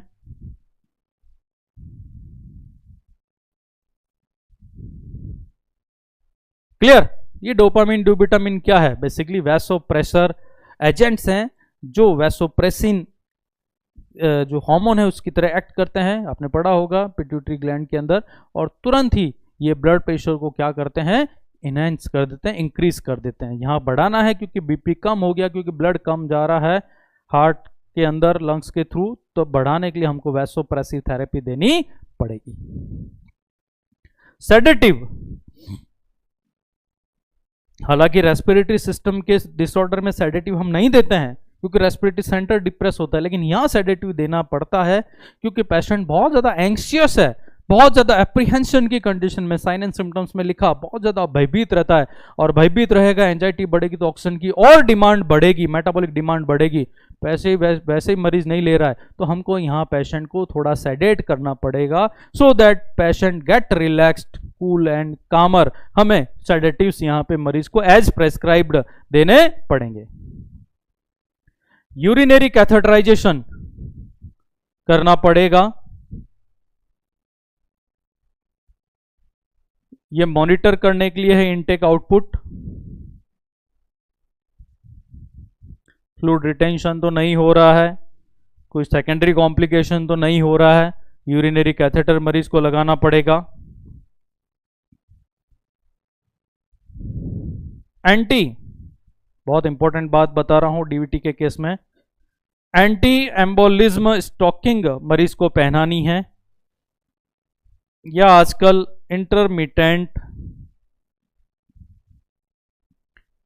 न्यूमेटिक लेग कंप्रेशन एक डिवाइस आती है, ये देनी पड़ेगी पेशेंट को। देखो ये क्या होता है, डीवीटी के केस में हमने पढ़ा है एम्बोलिज्म में पहला कारण डीवीटी, डीप वेन थ्रोम्बोसिस होने की ज़्यादातर संभावना क्यों होती है कि वीनस स्टेग्नेशन वहाँ हो जाता है, वीनस ब्लड रुक जाता है। तो ये क्या करती हैं, ये दो चीज़ें अलग अलग, या तो ये काम में लो या ये काम में लो। स्टॉकिंग, आपने लॉन्ग सॉक्स देखे होंगे जो नी तक आते हैं, इस तरह के सॉक्स होते हैं जो पेशेंट के नी तक आते हैं, लॉन्ग स्टॉक्स। ये क्या करते हैं, हमारे पाँव की वेन को कंप्रेस करके रखते हैं। कंप्रेस करके रखेंगे तो blood circulation towards the heart optimum रुकेगा, ब्लड वहाँ पे वेन में, पाँव के वेन में जमेगा नहीं तो ऐसे वीनस स्टेग्नेशन नहीं होगा, थ्रोम्बस बनने की प्रोबेबिलिटी यहाँ पे खत्म हो जाएगी। देखो नाम से पता चल रहा है, स्टॉकिंग लॉन्ग सॉक्स जो क्या करेंगे, एम्बोलिज्म को खत्म करेंगे, उसके अगेंस्ट काम करते हैं, एंटी एम्बोलिज्म, ब्लड क्लॉट होने को रोकेंगे। क्लियर।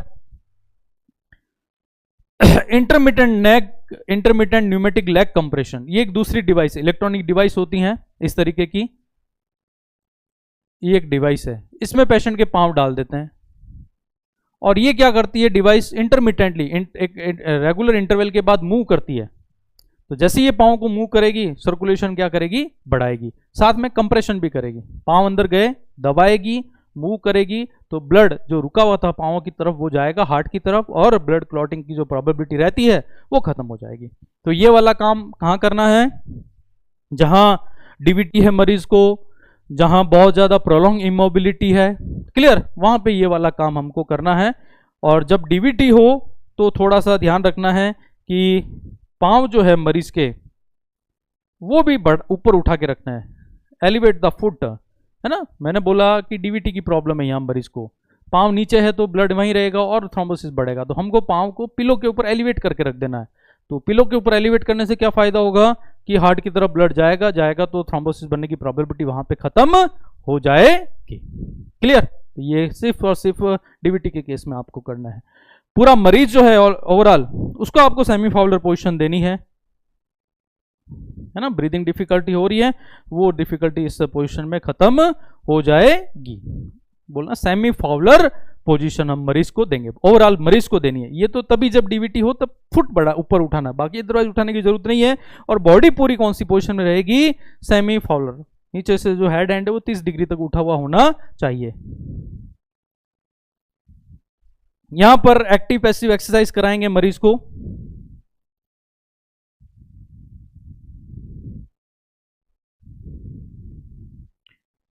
एक्टिव पैसिव एक्सरसाइज का मतलब समझ में आ रहा है, एक्सरसाइज करानी है, बॉडी को मूव कराना है, क्योंकि immobility is an cause of thromboembolism. Exercise, अब एक्सरसाइज भी दो तरह की होती है, एक्टिव और पैसिव। एक्टिव का मतलब क्या, पेशेंट खुद एक्टिवली कर रहा है, अपना आप हाथ हिला रहा है, पांव हिला रहा है, बॉडी मूव करा रहा है, तो इससे क्या होगा, मोबिलिटी बढ़ गई, इमोबिलिटी नहीं रही बॉडी तो स्टेग्नेशन की प्रॉब्लम कम होगी, थ्रोम्बोसिस कम हो गया। कई बार मरीज खुद नहीं कर पाता एक्टिविटी एक्सरसाइज क्योंकि डिजीज कंडीशन होती है, तो हमें उसके हाथ पांव या बॉडी को मूव कराना एक्सरसाइज, उस तरह की एक्सरसाइज को बोला जाता है पैसिव एक्सरसाइज। पैसिव मतलब कौन कराएगा, हम कराएंगे। एक्टिव कौन, जो मरीज खुद कर पा रहा है, ठीक है। तो एक्सरसाइज करने से ब्लड कोगुलेशन कम होता है, प्रोबेबिलिटी उसकी कम हो जाती है, वीनस रिटर्न बढ़ता है और उसकी वजह से पेशेंट में ऐसे जो प्रॉब्लम हो रही है सेकेंडरी वो सारी खत्म हो जाएगी। क्लियर। तो ये सारे काम एज ए नर्स हमको इंपॉर्टेंटली करना है। दोबारा बता दूं, ऑक्सीजन मरीज को देना है, आईवी थेरेपी यहाँ मरीज को देनी है, एज प्रेस्क्राइब्ड वैसोप्रेसिव थेरेपी मरीज को देनी है, बीपी बढ़ाया जा सके। एंक्शियसनेस, रेस्टलेसनेस, एप्रीहेंशन कम करने के लिए, ऑक्सीजन की डिमांड कम करने के लिए मरीज को सेडेटिव देना है एज प्रेस्क्राइब। यूरिनरी कैथेटर लगाना है ताकि इनटेक आउटपुट को मॉनिटर किया जा सके। एंटी एम्बोलिज्म स्टॉकिंग सॉक्स ऐसे आते हैं जो एम्बोलिज्म को रोकते हैं, पहनाना है, ये नहीं तो एक इंटरवल पे लेग को कंप्रेस करने वाली डिवाइसेस आती हैं, इंटरमिटेंट न्यूमेटिक लेग कंप्रेशन, ये हम देंगे मरीज को, कंप्रेशन देंगे पाँव में, तो ये स्टेग्नेशन को रोकता है, थ्रोम्बोसिस की प्रॉब्लम को खत्म करता है। डीवीटी की प्रॉब्लम है तो पाँव को एलिवेट करके रखें। सेमी फाउलर पोजीशन मरीज को देनी है और एक्टिव पैसिव एक्सरसाइज मरीज को करते रहना है। क्लियर। तो it is all about the pulmonary embolism. Clear. Thank you to all of you. आज आपने काफ़ी समय दिया, अपना डेटा भी काफ़ी खर्च हुआ। तो it is all about the pulmonary embolism. Thank you.